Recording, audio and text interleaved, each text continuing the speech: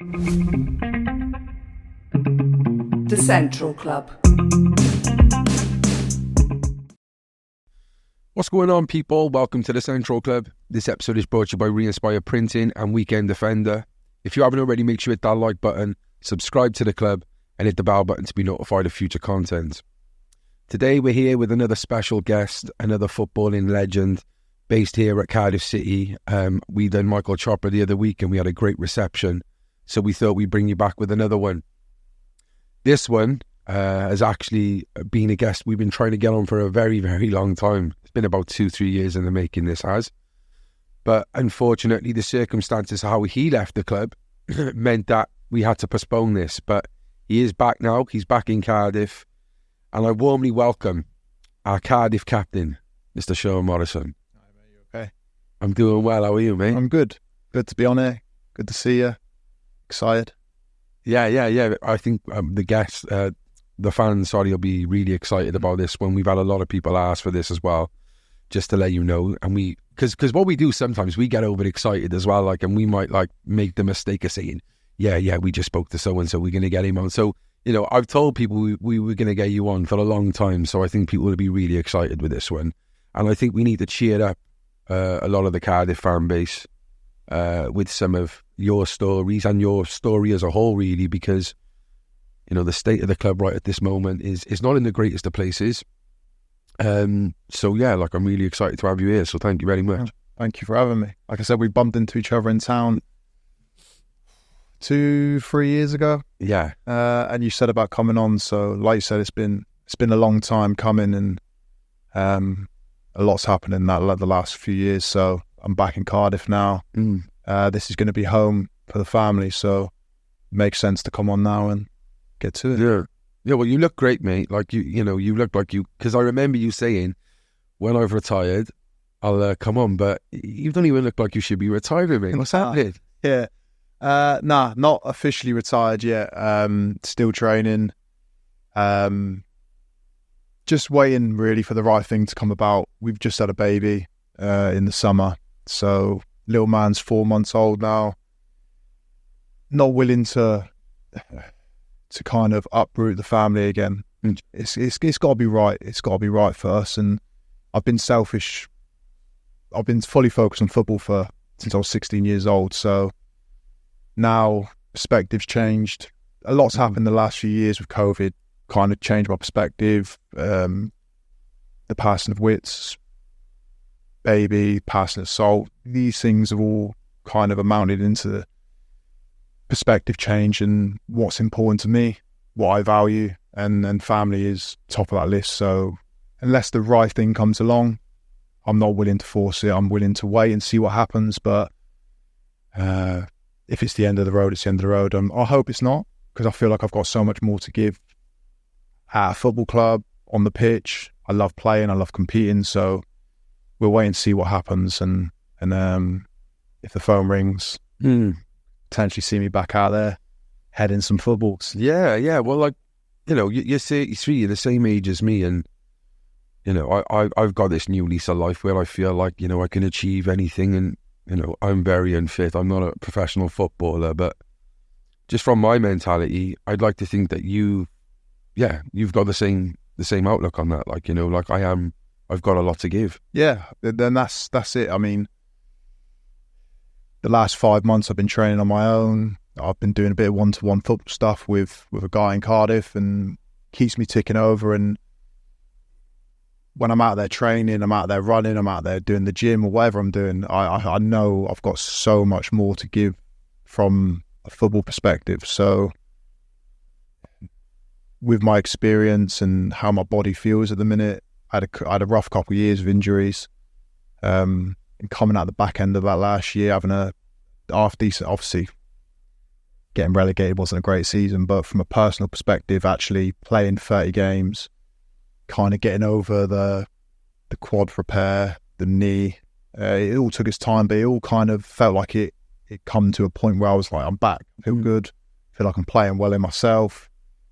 So I know going forward, if I was to sign anywhere, I'd have a lot to give. I've got a lot more to offer, but like I said, if it doesn't work out, it doesn't work out. It's meant to be. Yeah. Fair dues, mate. Well, before we go in more about the future, let's celebrate, what you have done. You're a Plymouth boy. Yeah, I can tell by the little twine. Green Army. The Green Army. What's this? Have you seen that video of like the three lads when you went up? You was like three blonde lads doing the old green. You must have seen that video.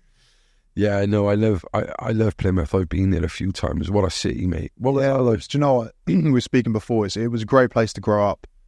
My old man was in the Navy while we ended up down there, and growing up there, going to school there. All my friends still really close with a lot of them, and my wife's from there. So we've got roots in Plymouth. And first football match I ever went to watch, excuse me, was Plymouth Watford, probably 1996. I remember we got free tickets at the primary school. My old man took me up, so he used to have the cages on the front of the stadium, in the front of the pitch. But yeah, that was my first hit of football, going to watch Plymouth play in the 90s, and kind of hooked from there, I guess. I fell in love with it in primary school, and like I said, then over the years I got a season ticket. My old man used to take me up to games, and then he's originally from Newcastle, so went to watch Premier League games in Newcastle, St James's Park, and from then it was just, that's where the love of football, wanting to play football, wanting to watch football kind of started. Yeah, so you said your father's from Newcastle, and you actually said your mother was from Watford before this. So what brought you to Plymouth? So Mum moved to Weymouth when she was young. A load of her mates kind of moved down there. Old man was in the Navy from 16, 17, so he actually met my mum in Weymouth when he was docked. They kind of hit it off, and then they moved around throughout the country. My brother was born in Nottinghamshire, and then he got based down in Plymouth, and they settled down there. So that was kind of the reason we stayed down there. They loved it, and they never really wanted to move back. My dad didn't want to move back to Newcastle. Mum was settled there. My mum and dad's parents had moved over to Spain, so we were kind of set down there. And it was a good place to grow up. You were on the water, got the beaches. You've probably got the best water in the UK. Yeah, it's not bad, to be fair. I mean, you're a stone throw from Cornwall. So growing up, we used to go down the caravan all summer. Yeah. So I loved it. It was a great place to grow up. And is football at the forefront in Plymouth, would you say? Yeah, it's definitely. I mean, it's last season when I was at Rotherham, the away game. I don't know if it's because I have a personal connection to Plymouth, but it was my favourite away game of the season. The atmosphere was phenomenal. 20,000 sellout, and I remember it being like that when I had a season ticket when I was a kid. Like going back, probably 2005, 2006, around that time, where good times. Plymouth were in the Championship. Yeah, I remember playing. It was your old Ginsters. Yeah. And it was 20,000 sellout every game. Atmosphere was phenomenal, and when we went down there, I started on the bench that day, and I remember just sitting on the bench thinking, good to see my hometown club thriving, sellout, fans loving it again. Because they went through a tough time, financial, relegation after relegation, and then kind of built their way back up. And from the stay up last year was great to see from a local boy's point of view. I loved it. And I assume because you started at Plymouth, quite. What was it like? Youth, or did you actually get into like some sort of? So I played local football. The standard was good down there, the local football, and started playing when I was for a team when I was about 7 years old, 6 or 7, and I played for that specific team till I was probably 14. And I'd kind of been asked year after year once I kind of started secondary school to go in for trials, 6-week trial. And I just never fancied it. A load of my friends had gone, and I always saw they'd get released after a year, released after 2 years, and I just didn't fancy it. I just loved playing football on a Saturday with my mates. So it never really appealed to me to go and take the jump forward to play for it was a centre of excellence, not an academy. So to go and play for Plymouth. And then when I got to the end of year 10, We had a cup final, actually, at home park.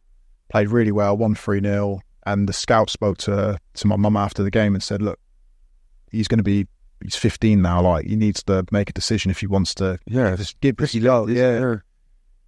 So I sat with my mum and dad and said, yeah, I'll go on the 6-week trial. And one of my mates, Matty, who I'm still friends with now, was going on the trial as well, which made it easier because it was like one of my mates was there. I'm not going to be the new kid on the block, and went on the 6-week trial. And then, after about 4 or 5 weeks, they offered both of us a contract. So we signed as under 16s, and the progression there was really quick, really. Kind of within probably a couple months, I was captain of the under 16s, training with the under 18s. I was getting, during the holidays, you'd get like inset days where the academy would write into the school and say, like, can we borrow Sean for a couple of days? So I'd get off school, go train with the 18s. And then, by kind of Christmas time, I was then playing for the under 18s. The under 18s played in the men's league, the Southwestern League down there. And then the under 16s would play in the under 18s league. So then I was playing against 35-year-old blokes. So I was still in school, and doing really well. And that's kind of how that season, it was a bit of a whirlwind, and got offered a scholarship kind of in November, and there was a change of management, and then a new guy coming in the February, and got rid of all of us, which was at the time I thought it was the end of the road. I was devastated. I remember me and my mum went up to home park, and you were getting the texts through, all the parents texting like, so-and-so's got a contract, so-and-so's been released. And then a lad who was there who played in the same position got a text through, he's got offered a scholarship. So we were thinking, don't think I'm going to get one. Yeah. But you're always hopeful, and drove up to home park. And I remember sitting in the office with Mike Pedgick, and a guy sadly passed away now, but Gordon Bennett was his name, mad name. Gordon Bennett. Yeah. No. But then it was... That's why you said it's a funny name. And then we literally sat down, and he was waffling on for about 10 minutes. You just knew. I just looking at my mum thinking, it's not happening. Anyway, got released, and How important was that release, though, to you now? It was massive looking back, but at the time, my whole world was crushed. I thought, this is the end of the road. Like, from Plymouth, like, while the clubs are around Plymouth, you're Exeter, which is an hour up the road, Torquay, Bristol's 2 hours away. Like, it's game over. Yeovil. Do you know what I mean? Like, everything was 2 hours away. It was just, I just thought it was the end of the road. Cried my eyes out, and going into school the next day, and everyone's, how'd it go? Got released, and everyone was devastated for me, but I was just embarrassed. Like, everyone thought I was going to get a contract. But looking back now, even a few years later on, it was the best thing that ever happened, because it got me out of Plymouth. I had to move away at 16, had to live in digs, had to learn how to live on my own, away from my mum and dad, and I wasn't going out drinking on every weekend with all my mates down the pub or in town, which would have happened. You would have got caught in the wrong lifestyle, would have been playing football and then coming out and going out with all my mates that I went to school with. So looking back, it was the best thing that probably could have happened. So you had to leave. Where did Swindon come into this equation? So Dave Byrne, who was a coach at Plymouth, me and my wife are actually like super good friends with his daughters still to this day. So Budgie, we call him. He ended up halfway through my under-16 season. He went to Swindon with Paul Sturrock, because Sturrock obviously had the connections to Plymouth. He took over as manager at Swindon. Dave Byrne went up as the youth team manager. And then literally the day after I got released, Budgie had called my mum, said, can I speak to Sean? Got on the phone, he said, I'll offer you a 2-year YTS right now if you promise me you don't go on trial anywhere else. And I just said, yeah, sound. He said, don't worry about it. I said, I won't go on trial. Won't even mess around. Got 2 years guaranteed. Can have an opportunity to go and play in the youth team and potentially go play first team football somewhere. So it was a no-brainer for me. And he kind of offered that to a couple of the other boys. Do you think he probably thought that you was going to go elsewhere in trial then? He obviously saw something in me. Yeah, he obviously saw potential in me. I was, at 16, I was a big gangly centre half. My body wasn't working, my brain. I was still developing, but he saw something, the longer term picture with me, and said to me, look, if you fancy it, 2 years there. And I just thought, why fuck around trying to go on trial to Bristol, Swansea, and whoever it was down that way, Cardiff.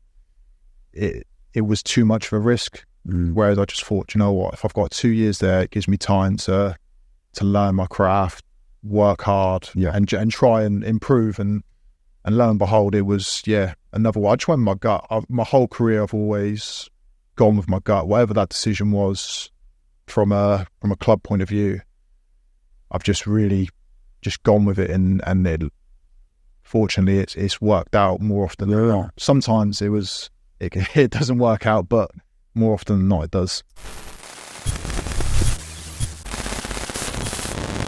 What's going on, people? Really sorry to crash midway through this episode, but we've got an important announcement to make. As you know, from day one, we have been giving you exclusive content week in, week out. And we've even built 3 studios from scratch, which has been a bit of a graft, to be fair. Well, now we're asking for your help in return. We promise to give you exclusive content, behind the scenes footage, reaction videos, and documentaries if you really support us by signing up to our Patreon. The description is below. Stay central. And did you enjoy your time at Swindon? Loved it. My YTS, so kind of missed my second year because I was with the first team from my second year in my youth team. So, yeah, again, just kind of really homesick at the start, fucking hated it, missed home. The digs I was living in, I wasn't happy. It was full house. There was a young lad, there was mum and dad, young lad, and there was a girl in there who was severely disabled, and there was carers in there all the time, and me and another lad lived there. So it was a packed house. There's a lot going on, and it just wasn't a great environment for 2 16-year-old, both over 6 foot, living in this little box room, single beds. Wasn't happy, missed home. Was quite an intimidating thing to walk into as well. Like, a lot of these lads, a lot of the first year scholars all knew each other from Swindon youth team. The second years were like the top boys, do you know what I mean? And then there's me and another lad from Plymouth coming in, new kids, didn't know anyone. So yeah, as a 16-year-old leaving home, it's intimidating. So it's a lot to take on. You're still a kid, really, aren't you? 16 years old, straight out of school. So it took a little bit of time to adjust, but within a couple months, felt like I found my feet, was starting to progress as a player, as a bloke, trying to learn, just trying to be a sponge, just trying to asking questions all the time. How can I be better? How can I do this? How can I do that? Getting to know first team players on a different level, watching them, how they go about their business, how they go in the gym, how they prepare for training. And I was just always wanting to learn, always wanting to kind of grasp onto a little bit of anything that I thought would help me get into that first team. And yeah, within the first kind of 7-8 months, I started training with the first team.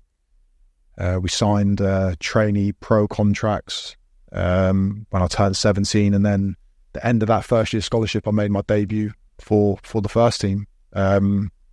Second to last game of the season, I come off the bench for about an hour, played against Gillingham away, and then the last home game of the season, made my full debut against Millwall. So yeah, crazy to think that a year before I got released, someone who didn't see the potential in me told me, nah, you're not fucking good enough. So then, literally 12 months later, playing in League One against Millwall, against 2 of my then will go on to be my managers, Steve Morrison and Neil Harris, making my debut against them, which was bonkers, yeah. Wow. Mm. Do you think if you stayed at Plymouth, you would have, if they kept you on, would you have played for Plymouth? I don't think so. No. I really don't. I think that learning, developing, going away is I think I would have been living. If I'd stayed in Plymouth, I would have lived at home with mum and dad. Be drinking, and I would have been fucking going out. I would have been trying to shag bars, drink booze. Wow. Would have got caught in the wrong life. Would have ended up not being away from home. Allowed me to focus fully on football. I didn't know the boys well enough socially at the start to then be going out and doing this. His dad, Yeah. So my whole life became football. I got obsessed with it, and you want to sleep right, you want to eat right, and like I said, you go from school into this professional life, and it's a level above anything you've done before. So you just wanted to mirror what the first team players were doing. Don't get me wrong, some of them weren't living right, but you knew what you had to do to try and be the difference, because there was 20 of us in the youth team. Only really there was going to be 2 or 3 that might make their debuts, might go on to make it, and then out of my youth team there was probably 2 or 3 that actually went on to have careers. So it's a small percentage from even just the youth team. So if I'd stayed in Plymouth, I don't think it definitely wouldn't have progressed as quickly as it would have. I probably would have ended up locking it for myself. Just to fast forward then, looking now in hindsight, so have you spoken to any of those who released you at Plymouth since? No, so I never really had contact with Mike Pedgick after that. He was the coach, and don't get me wrong, like, great CV as a coach. He was a Stoke before, and he was an A licensed assessor, so he knows what he's fucking talking about. But I'd only I think I'd seen him once when I was at Swindon and we went back for an FA Cup game, second round of the FA Cup. I was probably 18 at the time. So I'd been playing in the first team for a year and a half, and we ended up winning 4-0 and I scored. I remember thinking, like, stick out here, yeah. I remember seeing him in the front row thinking, knob. Fucking knob. But like I said, stuff like that as well as a drive, isn't it? Yeah, and that's what it is. That getting released at 16, I was adamant to prove people wrong. Like, you had a dartboard and Mike Padgett in your house. I was just adamant to just go and prove. I have done my whole career. My whole career is I've always had that little chip on my shoulder where got to prove people wrong. I need to prove them good enough. Like, I'm going to show people what I can do. So that was probably the driving force all the way from the start. If that never happened, I might not have gone on to play for Reading, for Cardiff, and stayed here for so long. So definitely such an important part of the journey. I think, not just in sports, but you need that extra motive, don't you? That driving force, that point to prove. I think personally, to get anywhere in life, you need to have that. Not just, I want to do this. There's got to be another reason behind it. So I think in all, it obviously relates to me with sports, but I think all sports and any job really, if you've got something that's driving you, whatever that might be, it's gonna make you work harder. It's gonna make you want to do more. And then that work ethic breeds into them. Of course. If you can do that 7 days a week, when it comes to actually forming what you need to do, it's going to come second nature. Yeah. Working in, I'll use my example, working in drug and alcohol services, there's some drug workers who just do it because it's a job and they show up and they're not that good. If you actually got a passion for that and you actually got a driving motive of, I want to help people, you're always going to be a better worker. 100%. Or better at what you do. So, 100%. Yeah, I agree, mate. And you did end up going on to Reading. How did that move come about then? So, in the last contract I signed with Swindon, we actually put a buyout clause in the contract because there was a little bit of interest. As soon as I started playing for the first team, really, I potentially could have had trials. Everton, there was a couple Premier League clubs sniffing around because I was 17 playing in the first team. Again, they're looking at it going, this 17-year-old's playing against League One players, men, and he's holding his own, so let's get him in. But Swindon were digging their heels in. They wanted kind of a fee up front, whereas these clubs were like, look, we want to bring him up here for a couple of weeks, show him around, show him the training ground, let him meet people, see if he likes it. And Swindon just never kind of allowed that. Yeah, wow. So we kind of used that and said, okay, if you're not going to let me go, then I've got to sign another contract, a proper contract. So signed the deal. The agent at the time, who I'm still with now, really good friends with, been with him since I was 18, put a buyout clause in the contract for 250 grand. So, which would have been a bit of money then for 17, 18-year-old kids. So I think Swindon put it in there kind of not expecting it to be triggered. Yeah, it was only in there for 3 windows. First window, nothing happened. Second window, nothing happened. And then in the January 2011, played Charlton away, scored, had a really good game.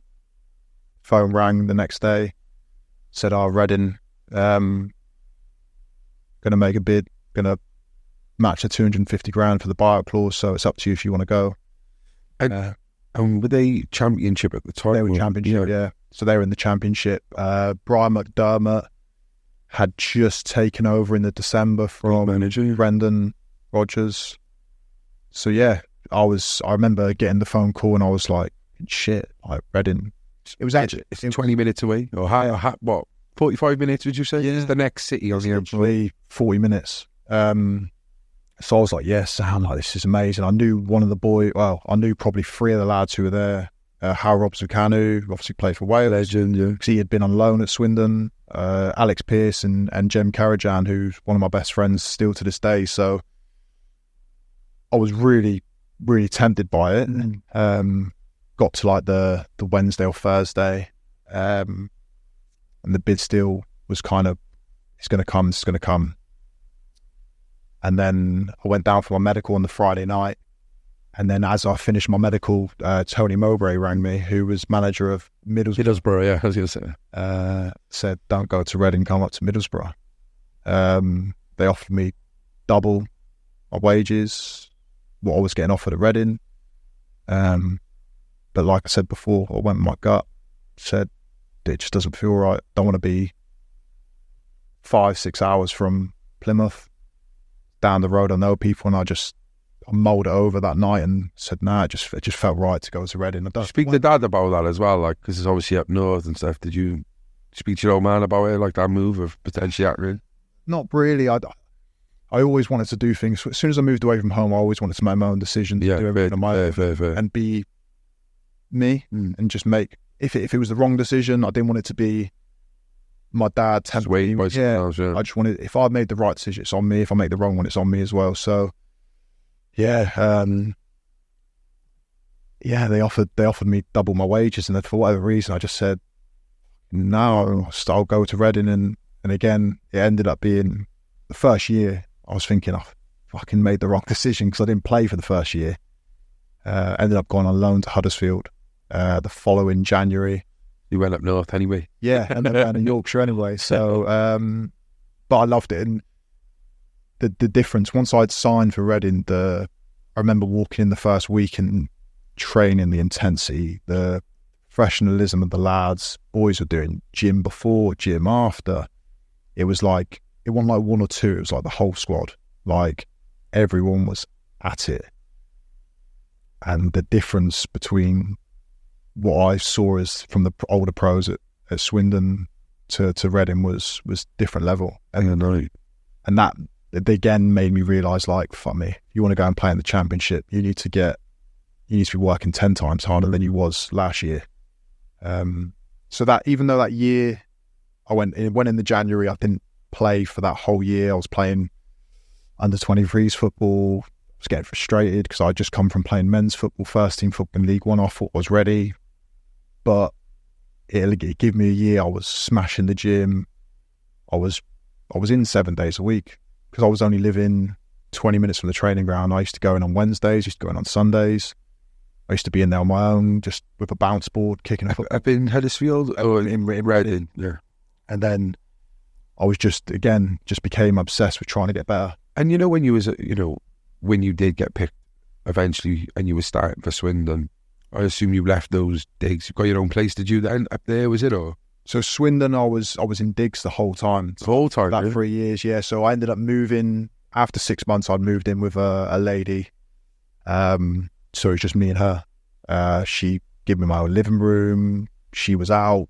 She cooked me dinner. Like, she was the best. Ruth, man, she was the best. Yeah. She proper looked after me. I was super settled there. So once I'd started playing first team there, the club were paying, I think the digs money was £100 a week for anyone.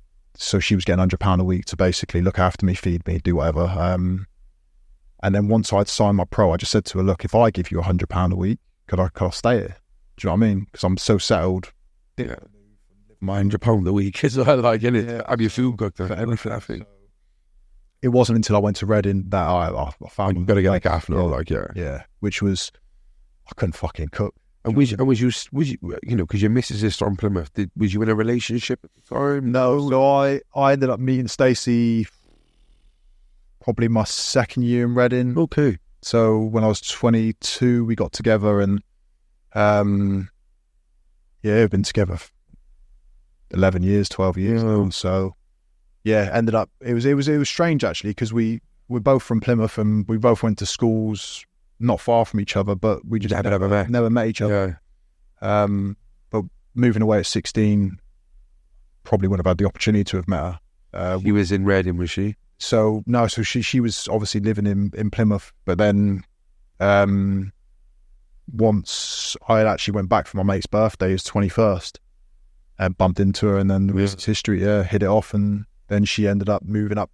She was finishing her degree while I was at Reading, so we were doing long distance, which was a fucking ball ache. But it's tough, man. Tough, like, to be fair. And then we kind of, once she finished the degree, we said, look, we can't keep doing the long distance stuff. So she ended up moving up to Cardiff in 2015, probably. What was that like? Finally living together. Loved it. It was the best, because we were doing long distance for probably 3 years. And it was a lot for her as well, because she was working in the dockyard, so she had a good job in the dockyard, working for Babcock and doing a degree. And then she was kind of finishing work on a Friday, getting the late train up, getting up here at 8 o'clock. Where was she, sorry?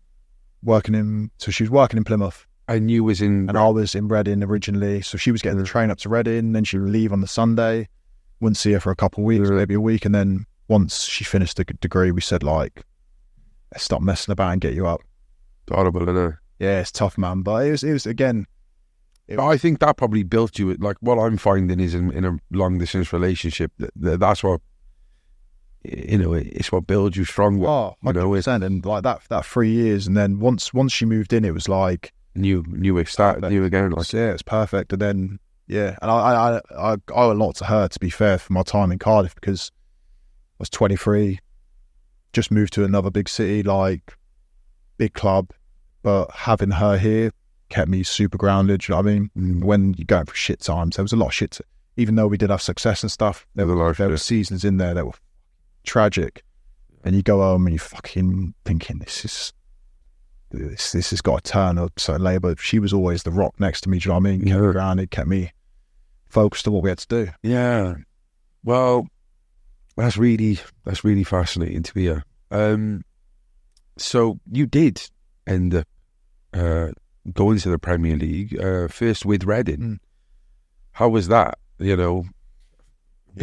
Mate, even how that all kind of transpired was that was playoff, wasn't it? Was it playoff with Reading? No, so they originally got, so I was on loan at Huddersfield when they got promoted, so they were having bad season, really. They were so the season before, they were struggling big time when Brian McDermott took over, ended up getting the playoff final, lost to Swansea in the playoff final.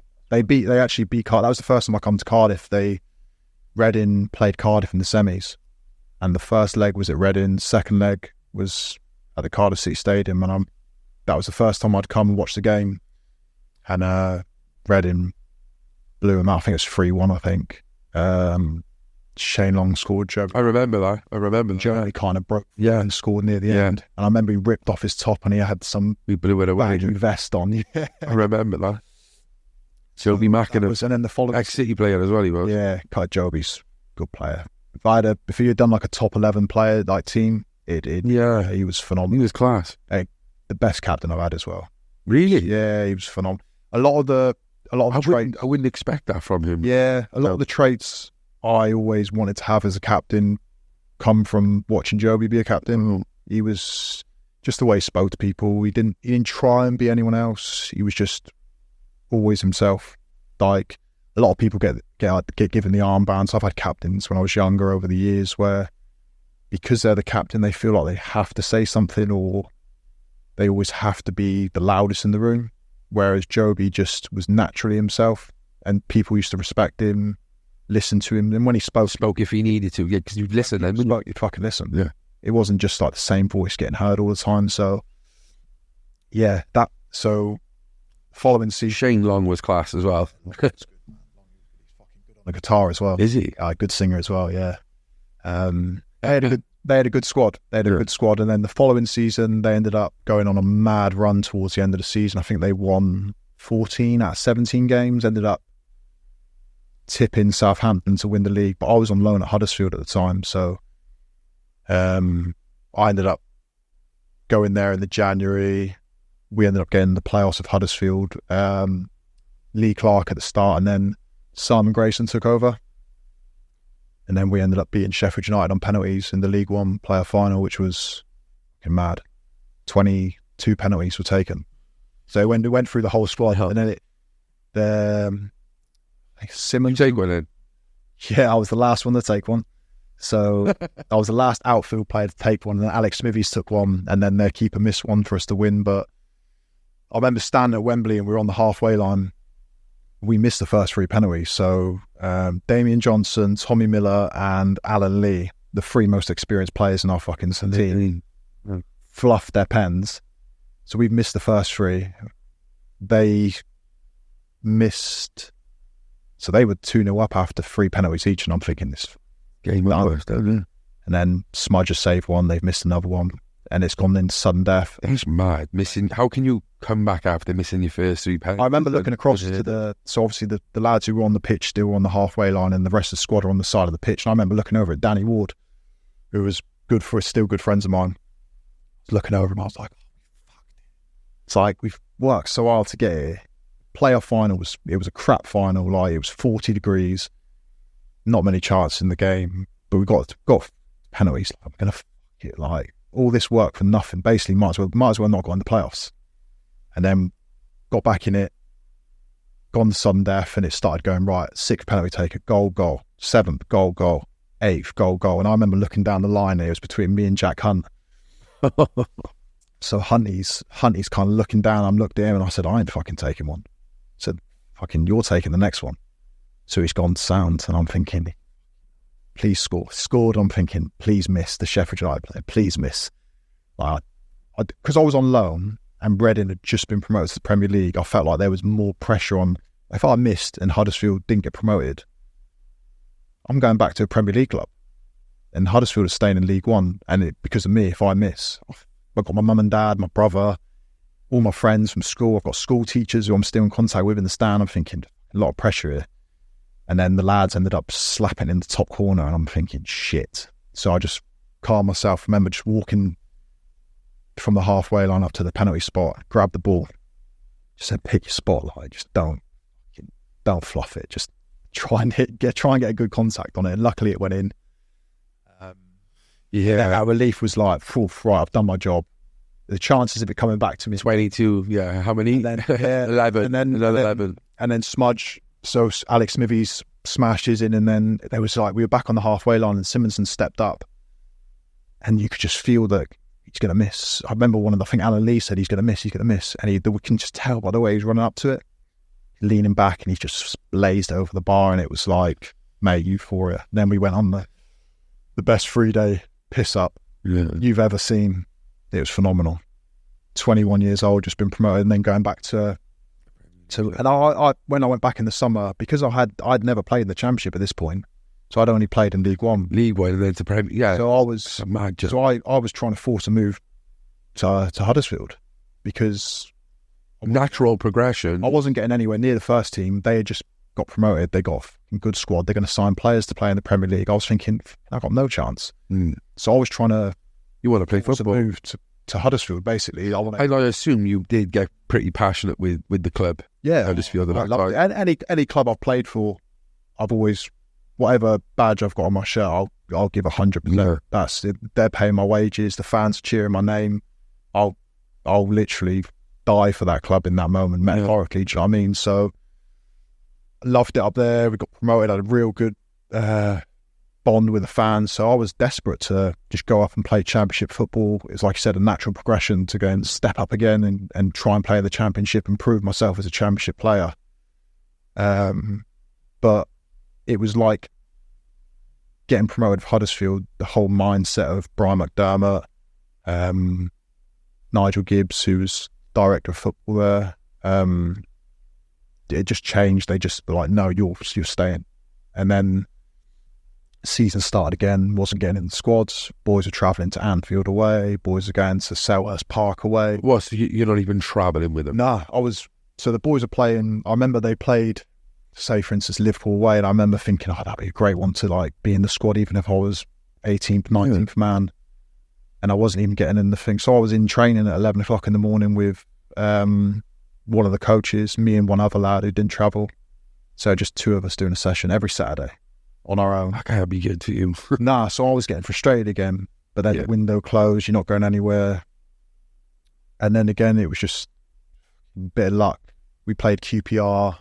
So if you wanted to go to that game, they wouldn't let you, or they say get our way up? In training, you could kind of try and make your way up and we'll leave you a ticket or whatever. But yeah, it was tough because I'd obviously gone for playing at Swindon, just signed for Reading, didn't play for a year, got frustrated, then gone away, had the best 6 months of Huddersfield, desperate to just play again. And then I was back in the same boat. And who did they have? Who was in front of you? So Kasper Gorks, and who was big Latvian centre-half. He was at QPR, good player. And then Alex Pearce was playing. And then we had just signed Adrian Mariappa from Crystal Palace or Watford. Just signed him from Watford. So I had three proven centre-halves in front of me. And I just wasn't getting a look in. And then on the bench, he wasn't putting a centre-half on the bench. He was putting... Basically, we had Ian Hart, you had Wayne Bridge, you had Premier League quality players that could fill in left side centre half if they needed to. So I was kind of just wasted away again. I was thinking back in the same boat. Praying for a few injuries, like. Yeah. But even then, I was thinking, even if there is injuries, I'm still not going to get a look in. So that's why I was so desperate to get out. And then we played QPR in the first round of the Carling Cup. And Maps, Adrian Marapia ended up getting cramp after about 70 minutes, ended up coming on, 20-minute cameo, done really well, made some important blocks, important tackles. And then it was again like, right, Sean's ready. I think as much as I used to get frustrated at the coaching staff and the manager, because I was desperate, I knew I was ready to go. I just think I need to prove to them that I was. And that 20 minutes of QPR then gave me the scope. We played Arsenal at home in the old infamous 7-5. It's always on fucking telly now. I still see it now. It flashes up. Carling like League Cup greats and stuff, and it's that fucking Reading Arsenal game where we were 4-0 up and lost 7-5. So then I started that game, and believe it or not, I had a really good game. We were 4-2 up till about 8. Mental, isn't it? We were 4-2 up with about 88 minutes gone. We ended up losing 7-5 in extra time. It's a mad game. But then I had a really, really good game, even though we conceded 7 goals. It's fucking mad to say. To think about. But I made my Premier League debut. That was on the Tuesday night. On the Saturday, I made my Premier League debut against QPR away, which was live on Sky as well, 21 years old. Bonkers, madness. And we ended up drawing the game, 1-1. Again, played well. And then I went on like a little run. Then I played about 7 or 8 games in a row. Ended up scoring against Man United at home in another crazy game. We ended up losing that 4-3, but we've gone from not playing the Championship, getting promoted with Huddersfield, and then coming up against people like Van Persie, Rooney, Paul Scholes, Yaya Toure for Man City, and it was again that whirlwind.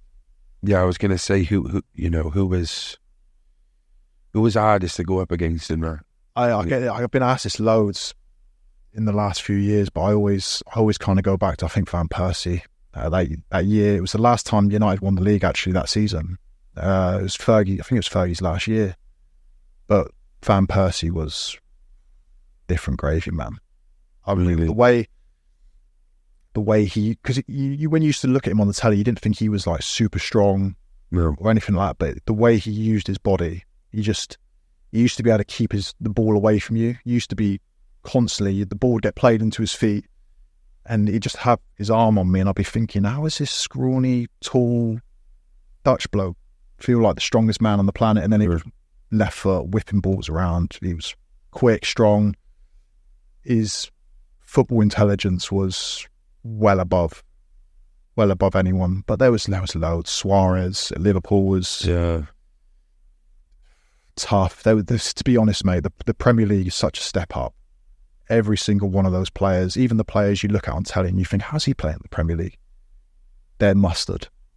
All of them are fucking mustard. They're all, even more so now, they're all the strongest, the fittest, the quickest. They're just all animals. I remember we played Chelsea and we stood in the tunnel.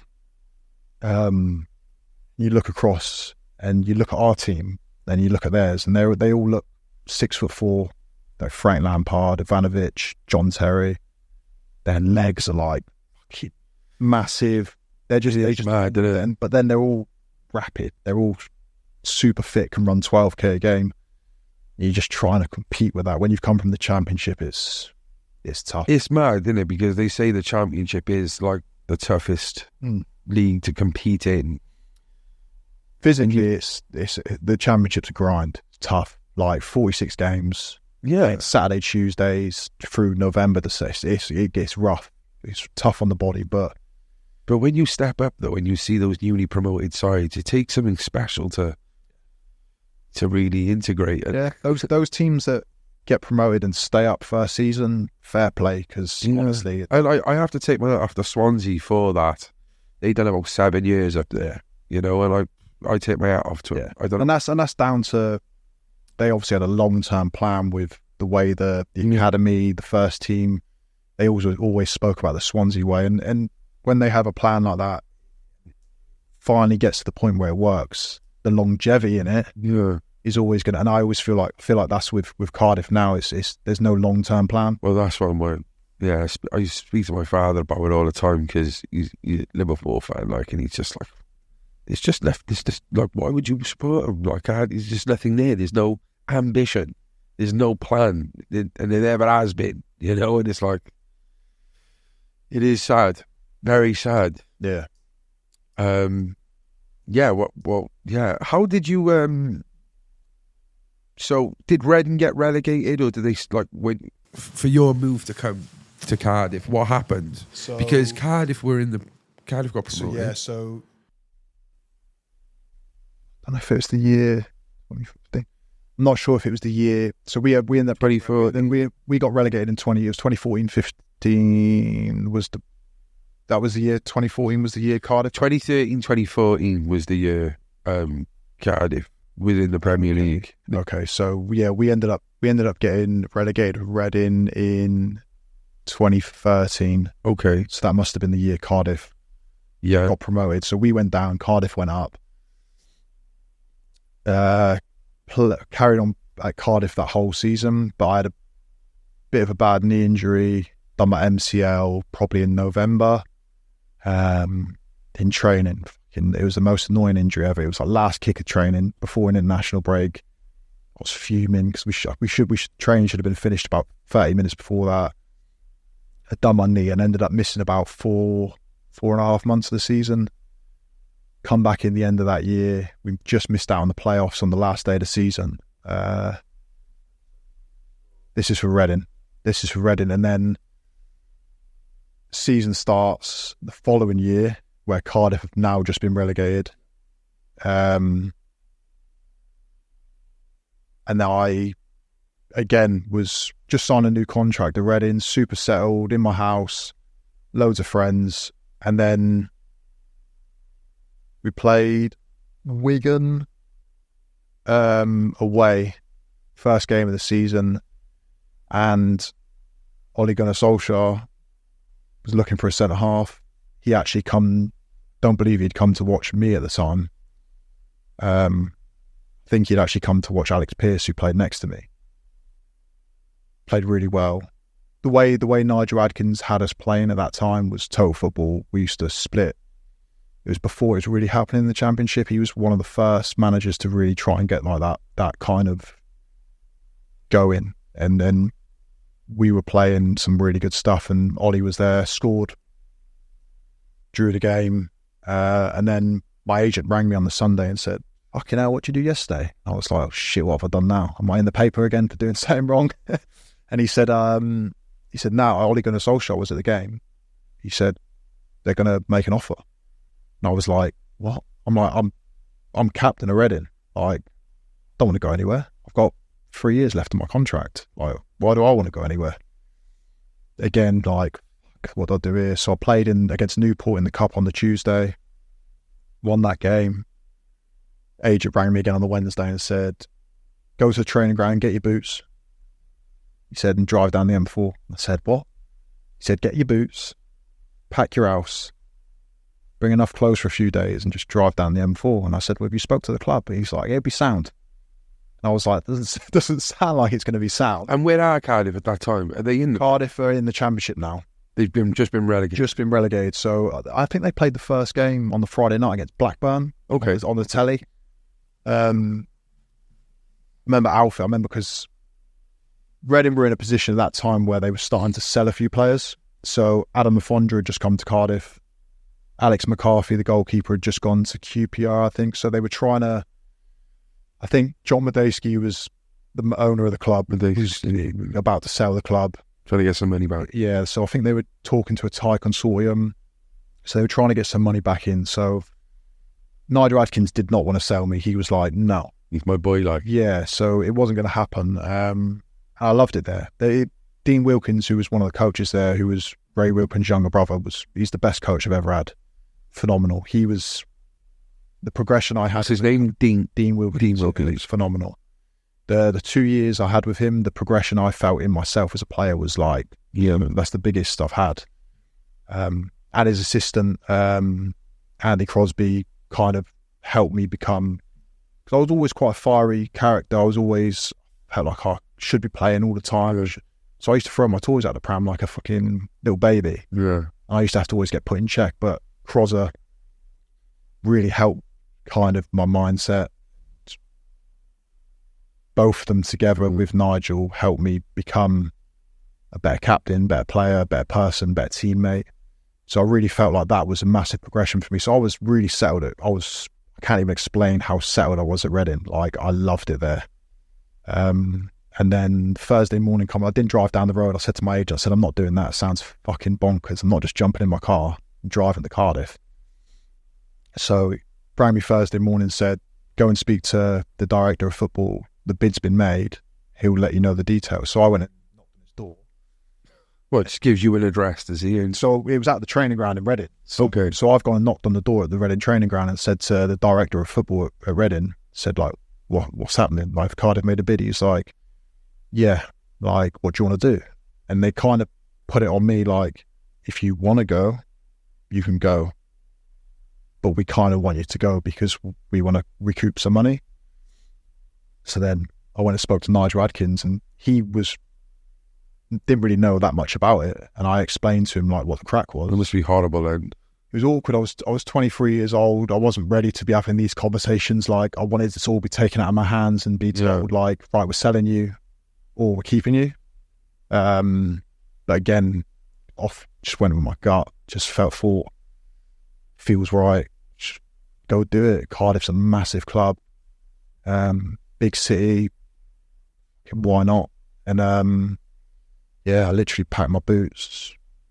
Literally, I had my boots and my running trainers in my car. drove down the M4. I remember ringing my mum. Said, Mum, I'm on my way to Cardiff. And she was like, why? And I was like, they've just put a bid in. I'm going to go sign for them. And she was like, what? They were meant to be coming out to Reading to watch the game on the weekend. She said, you better change your train tickets. And your fucking jersey. Went to the Vale, checked in and met Ollie. And signed the next day. Man. Signed the next day. It was crazy, man. So yeah, it was fucking wild. How long did Ollie stay? Not very long. Alex. Yeah. I've got a quote here, right? This is what someone said, right? And it's about Soljskaer, and it said he made a lot of mistakes at Cardiff. Solskjaer's time at Cardiff was marked by controversy due to following McKay owner conflict and relegation in his first season. Despite the failure, Solskjaer's signing of Morrison for $3 million from Reading proved to be a shrewd investment for the club. Morrison became a stalwart at Cardiff, captaining the team through promotions and becoming an indispensable part of the defence. They're basically saying this is the only thing that Solskjaer done right. I don't know if it's the only thing he done right, but yes, thankful to him for signing me, because what was off the back of that, the 8 years, I never thought I was going to stay for 8 years. No one, as a footballer, you don't expect to be at a club for that long. So, what did he say to you then? What was the conversation about signing you? I went and met in his office, and he was looking for leaders. Basically, the change room was a fucking mess. Was it? Oh my god, so Anthony Pilkington signed on the same day as well, and I knew Pilks a little bit because he had the Huddersfield connection. So I remember we sat in the change room, lads are sharing pegs for clothes. There was like 45 first team players, which is fucking like, teams have squads of 20, 25 now.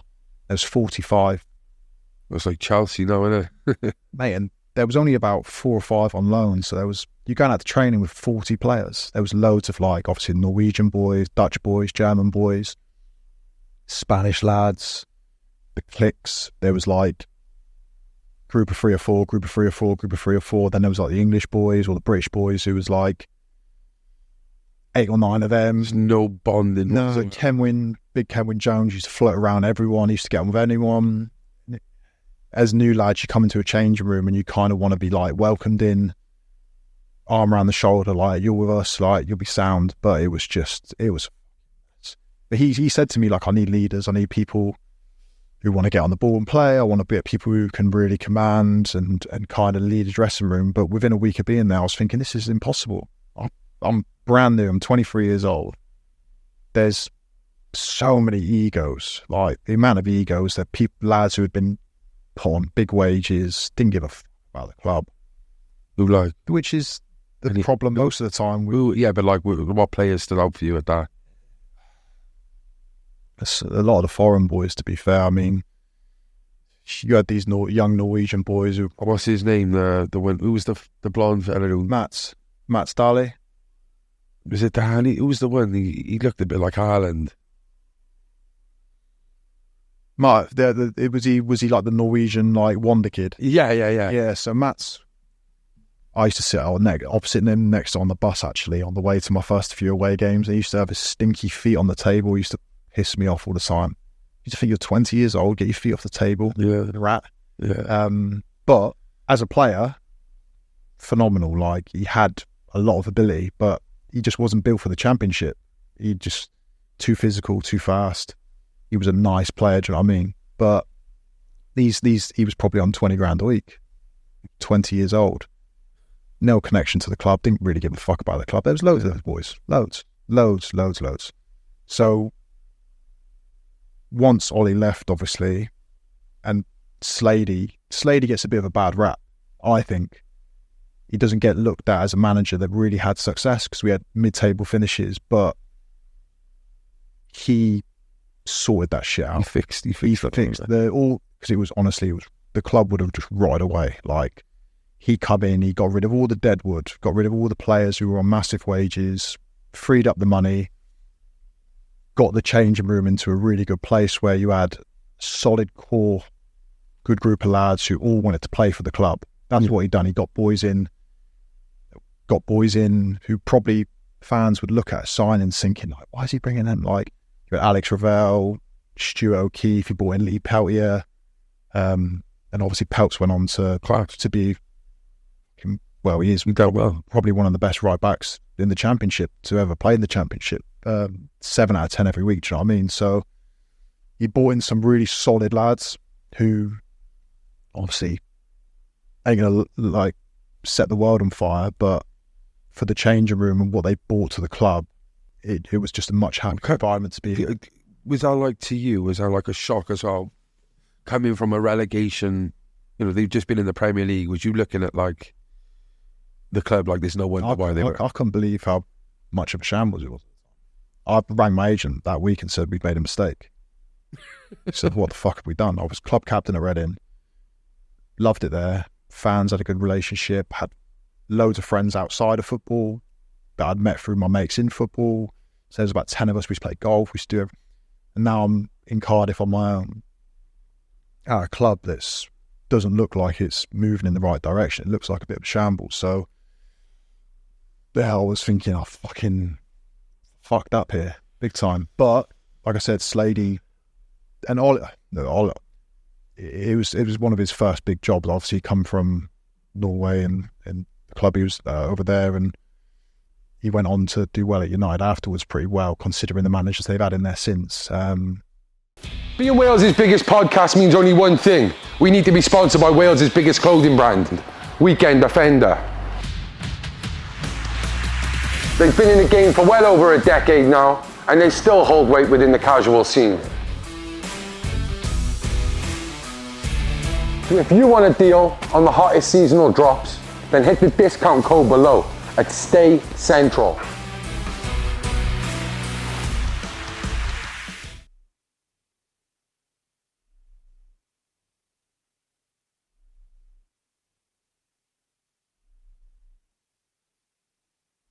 What? So, you do 8 years here at Cardiff, but you're trying to tell me that when you first came, this was a mistake. Yeah, I thought fucked it big time. It was just a really weird. Obviously, it's tough when you get relegated at any club, regardless of the division you're in, and then you walk into that change room and you got players. When you look back at it now and you realise don't have that connection with the club. They've come to play in the Premier League. They've come for the big wages. So when now you're relegated, they don't care about being there. They're still picking up a big dough. So for them going to, and some of them are probably looking for another Prem team to pick them up. So they're looking to either go back home, like get a pay up, whatever it is. Do you know what I mean? Like, don't get me wrong, football is a financially driven business in all aspects, as players, as clubs. So these boys have been given these contracts. They want their dough. They want their money. They're either going to sit there or they're going to wait to get their wages, and then they're piss off somewhere else. So that's why I'd always, whenever I speak about Russel Slade, I speak about him in the highest regard, because what he did to help the club move forward. Without him, there's no Warnock. There's no Warnock being able to galvanise the squad that kind of Sladey had built, and then bring in a couple of players to add to that for then to us to progress and then go on to win promotion. So Sladey deserves that's massive credit. Yeah, and he was a great fucking guy as well. Is he? One of the best, man. He used to love Cheltenham races. Did he? Every year he used to come to me in about November and say, Moz, are we going Cheltenham this year? And I'd be like, do you want to go Cheltenham this year? We'll go on the Tuesday, the first day. Cheltenham race is not till fucking March. And I'd be like, get it sorted, get us a box. He said, I'll sort out the travel. So I'd go, wicked. 3 weeks later, Cheltenham sorted? Gaffer, I'm getting on it, like, fucking, don't worry, like, get sorted. So anyway, every year we'd go as a squad, like, that'd be our proper team building day, like, you're near the end of the season, and we'd train on the Tuesday morning. Sladey would get us in about 9 in the morning. We'd have a little raz, do like little 7-a-side competitions, good bit of training. And then in our suits by 10:30 on a coach on the way to Cheltenham, and then we'll have a good day at the races, the whole squad together. But that's what he'd done, a lot of that stuff, not even just going out and having a drink and that, team meals, whatever it was. He was just very focused on building team rapport, good atmosphere. Boys enjoyed, everyone in that squad enjoyed coming to work. And yeah, we didn't quite have the quality to maybe get us into the playoffs or get us promotion, but we were super competitive. Like I said, we finished mid-table. I think 10th, 11th, or something like that. We finished up with Sladey seasons, but I loved that whole 2.5, 3 years with Sladey. I loved it, and that's, as soon as he come in, I was like, I've made the right decision here. I fucking love being here. We had a good squad. You had Marshy in goal. You had Gunnar, Hilgs, Peltz, Rolsey, Nooney. Good boys, man. Good lads. Yeah. Who are now my friends forever. Do you know what I mean? You don't make particular, the amount of players you meet over your career, you don't make real solid friendships that are going to last forever. But with the boys I've met in Cardiff, will be forever. Yeah. Yeah. It's a joy to hear. It is. It really is. And yeah, shout out to Sladey, man, because you're right. A lot of people, they don't see that side of it, do they? No. And you know, it was a shit show to me. That you know, as much, I think Cardiff for so long just wanted to get promoted that there was no plan after. And you know, you're giving us an insight of what the changing rooms was like on the come down. Did you meet Vincent Tan, the owners, and that at this time, like when you first moved in? So, what did you hear about him? What was your? I didn't know a thing. I'd never heard a story about him. Never heard anything about him. I'd seen pictures of him, with his trousers, yeah, to his nipple, up. Yeah. But yeah, again, not a clue what kind of a guy he was or anything like that. I just knew he was the owner of Cardiff City. I don't think I'd probably met him. I feel like the Premier League season he maybe came in once, maybe twice, but that was kind of always the way Vincent done it. It was always, some seasons you wouldn't see him at all. Other seasons he'd be there way more, which when he was there way more, you knew shit was probably going to hit the fan. But yeah, it was sporadic over the 8 years. I probably 10 times he'd either during COVID on Zoom and stuff, but actually coming to the stadium and stuff very, very rarely, or the training ground very rarely. When you say on Zoom, what, is like a one-to-one or with? So the whole squad. So during COVID, obviously travel and stuff. When Neil Harris was manager, we used to have. So Vincent he has this thing about law of averages, which obviously works in a lot of aspects in life. Keep doing the things, you're going to get the benefits, and things will work out. More times you do it, more often than not, it's going to work at some point. So he had this massive thing on shooting. I don't know if you've ever heard it. He was adamant about just players taking shots from anywhere. Like, I mean, anywhere on the pitch. He used to tell centre-halves just to shoot. So you'd get the ball. He's like, oh, if you're on the halfway line, just shoot. Like, the keeper's hands will get tired. If you have 50 shots, you'll score 5 goals. That is a fact. He believed it as a fact, which was, as players, obviously, we understand the game. There's another team trying to stop you from scoring. They're not going to let you shoot from anywhere, but he was like, no, players need to shoot. And he's actually telling you this on a Zoom call, and you're all there. Even when he used to come to the training ground, we used to watch. The analysts used to have to put together like a 10 or 15 minute video of people scoring the best goals you've ever seen. So we'd sit there and watch Beck scoring from the halfway line, Rudy scoring from the halfway line. You'd watch Ronaldo score from 40 yards against Porto in the Champions League. And then all the goals would be like 25, 30 yard screamers. And then with video to finish, and he'd get up and do a speech about how we need to do that, how we all need to shoot. So we'd all be sat there going, this is ridiculous. But I don't know if you probably won't remember the game, but Ricky Lambert was playing up front at the time. Lambo had a shot from the kickoff, and that was all because of the meeting we had that week where Vincent had basically said that you should shoot. Lambert thought you were serious. So Sladey said to Ricky, like, just do it. And he actually almost scored. The keeper had to tip it over and we got a corner. But it was... Yeah. That installed Tan even more than... yeah. And then, like, we had a couple like, I think Will Volk scored from about 50 yards one game. I think that might have been Mick McCarthy, COVID season, is when Mick first come in and we went on that So he's still probably pushing this agenda now, you think? 1 million %. But it's tough because obviously the manager, this guy's bankrolling the club like he's the big boss. Like he's putting in millions and millions. So you have to listen to him. Well, I was going to say, what is it? Is it like Neil Alice will be like, right, Vincent's got something to tell us, guys. Yeah. Listen to him. Yeah. I remember during COVID, we were all sat in the dining room at the training ground and we were watching it on the Zoom. And the meeting just kept going and going. And it was about an hour-long meeting. And in the end, Chopper had to just go like, all right, that's enough. Like, oof.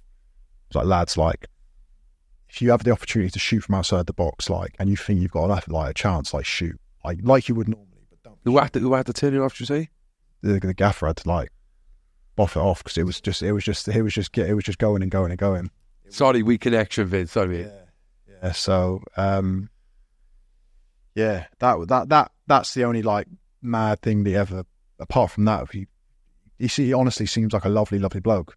Seems like a lovely bloke. What did you know the magnitude of the red kit situation? Not before I come, no. Obviously, I knew the red kit, you got promoted in that, right? Yeah. Seems like it just, once that happened, it's like, well, it obviously worked. Do you know what I mean? So then he had, I think Vincent probably thought, like, I've changed the red kit now. We've got promoted. Yeah. So what are you all complaining about? But it's the Bluebirds, like, blue kit, home kit, been in a blue kit for 100 years. So when it wasn't until I signed that I realised how, because a lot of it was still going on. There was fans that basically just boycotted, said, I'm never going to come to a game ever again. But when you look at it, it's bad, isn't it? It's not great. It's not great. It's yeah. Well, Alice and Shan and people like that, they spearheaded the protest to go back to blue. And even when it went back to blue, the badge was still writ off, like. But that massive dragon on it. Yeah, tiny little bluebird. And it's not even a real. Well, yeah, it was. It was the Welsh dragon at first, and it was the fire and passion, which is like so like American slogan-y. Yeah. And then eventually they did swap the bluebird to the dragon, but it was the Malaysian dragon instead of the fucking. Yeah. So no, it wasn't until I signed that I realised like the magnitude of the passion that the fans had, like, a lot of the fans had for this. And I get it, like, your first time in the Premier League and going out onto the home pitch in fucking red home kit. Yeah. It's fucking nuts. And then obviously you got the red seats up at the top, which is also fucking, still bugs me to this day. I went to the Leeds game a couple of weeks ago, and when I look up at those red seats, it fucking bothers me. Yeah. It bothers me so Well, it's my OCD. Yeah. Never mind it just looks out of place regardless. Yeah. I actually went to the first game of the season.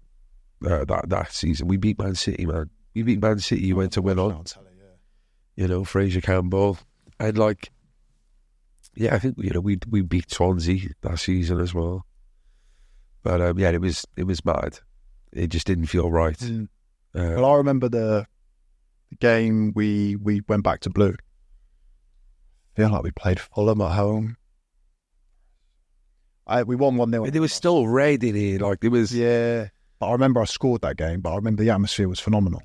It just felt like there was a little bit of an extra boost in there. There was obviously you're still not going to get a lot of the fans back through the door that are still raging about it, but there was a real buzz in the air, and we'd gone back to blue and how Cardiff City should look. Yeah. So just before we go in about, you know, a bit more of the club, and like from obviously you probably got nice words to say, but how would you describe the football club Cardiff City? Like the fans, in general. What's it like to play for Cardiff? Best man. Honestly, like, intimidating. If you ain't got big old fucking balls, it's a fucking tough place to go when things ain't good. Yeah, it can be. If you're in that stadium, like I imagine it is this season at the minute, it's rough. It's rough because, as fans should, they have a voice, they have an opinion. They pay their money to travel around the country, buy season tickets. If they're not happy with how you boys are doing on the pitch, can let us know. And it can be so when results ain't going your way, it can be fucking hard when you're out on that pitch. You can hear the groans, you can hear the moans, you're making a mistake. You know you've made a mistake, but you can hear 10, 15, 20,000 people all, and you think, so you got to be of a certain personality to be able to play for the club and succeed. But not just Cardiff, the football club, the city. I fucking love the city. Welsh people, I fucking love Welsh people.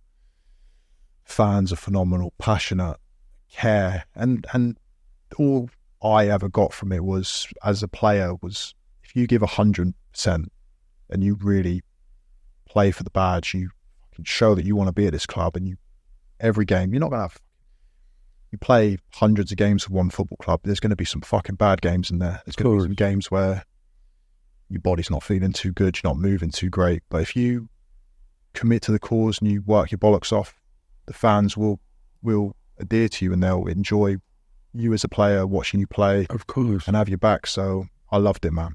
It's the best. But I feel so lucky that I had the opportunity to play for such a fantastic football club for 8 years, because not many people get to stay at one football club for that amount of time. So for me to be able to do it at such a wonderful club as Cardiff, and have good times, have bad times, have good seasons, bad seasons, loved it. And Cardiff's home now. Been here 10 years now, and this is where my son was born, where he's going to grow up, he's going to go to school. So this is going to be home for the rest of our lives. And yeah, very, very lucky, feel very fortunate to have had the opportunity to do that. That's wonderful, man. I'm so glad that you've been welcomed and you feel at home. And it wasn't at the start, I mean, like that first, because it was such a weird vibe around the club when I first come. Like I said, like I was a new kid on the block. I remember going into games nervous, like I was playing next to Fabio da Silva, and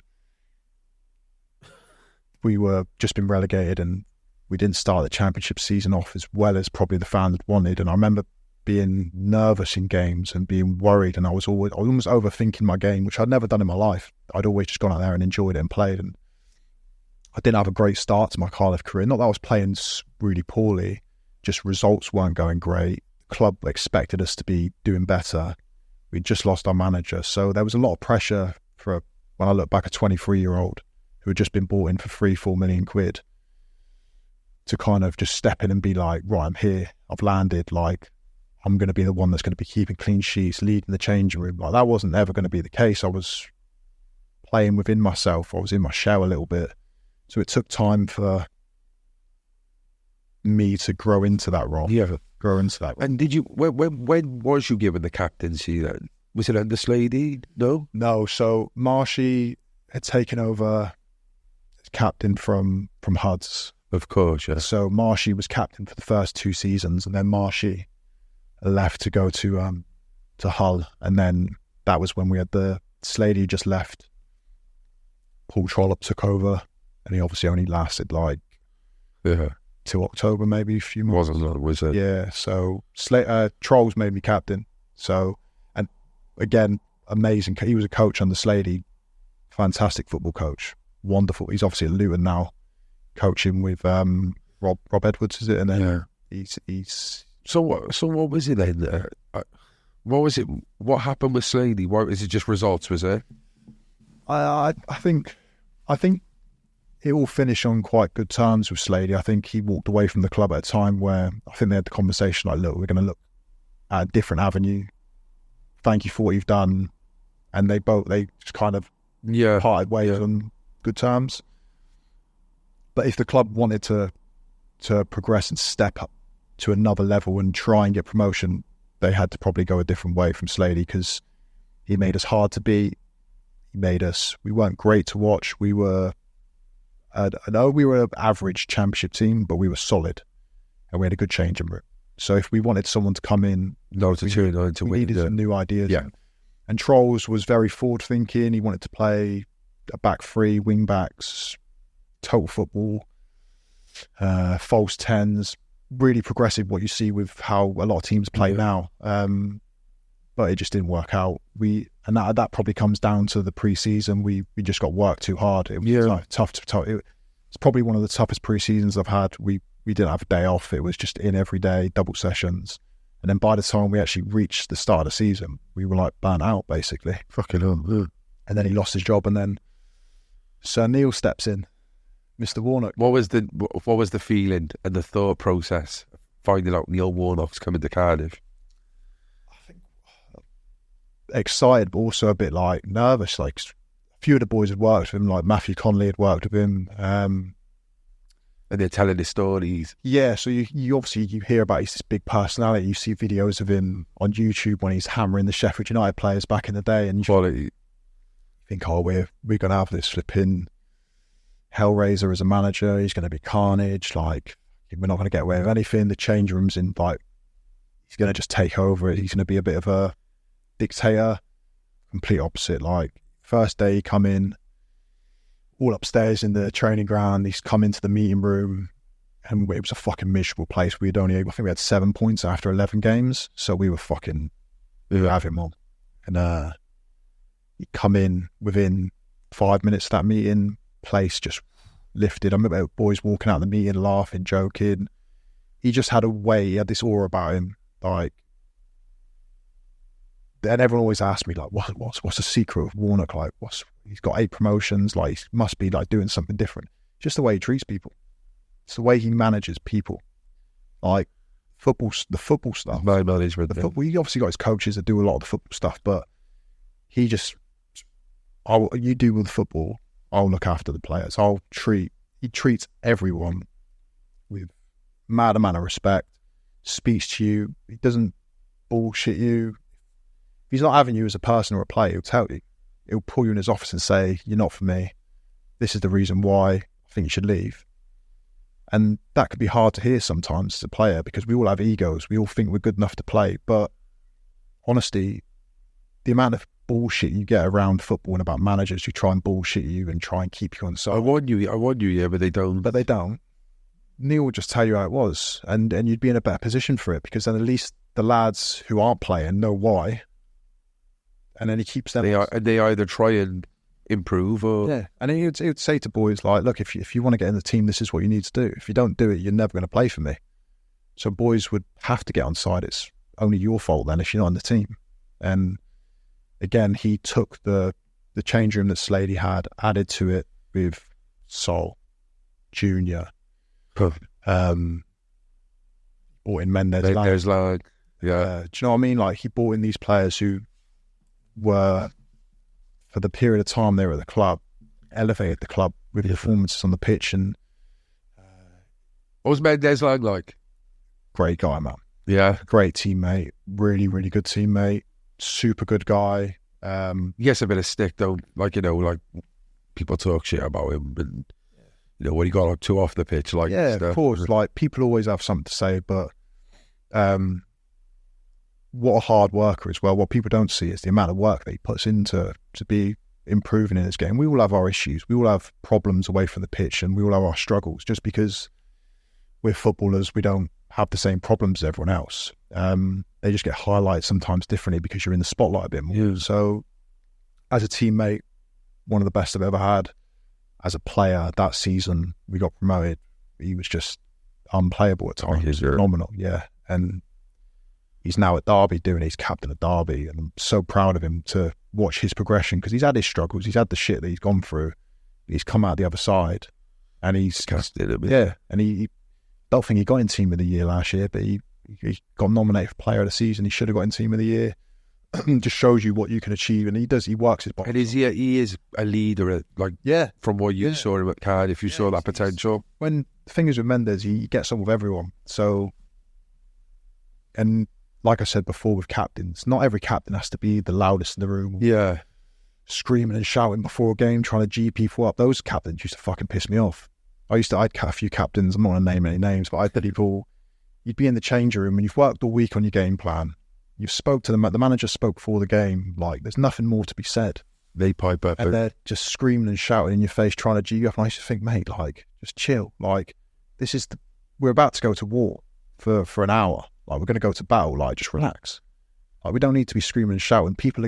Everyone has their own way of preparing for a game. Yeah. Just let everyone prepare the way they want to. You don't need to be screaming and shouting. And Mendes has got his own way of being a captain, which would be getting on people's level. He's really good at learning how people work and understanding people, not only as players but as people and what they need. So I'm not surprised he's gone on to be a captain and to be one of the mainstays in their team. Yeah.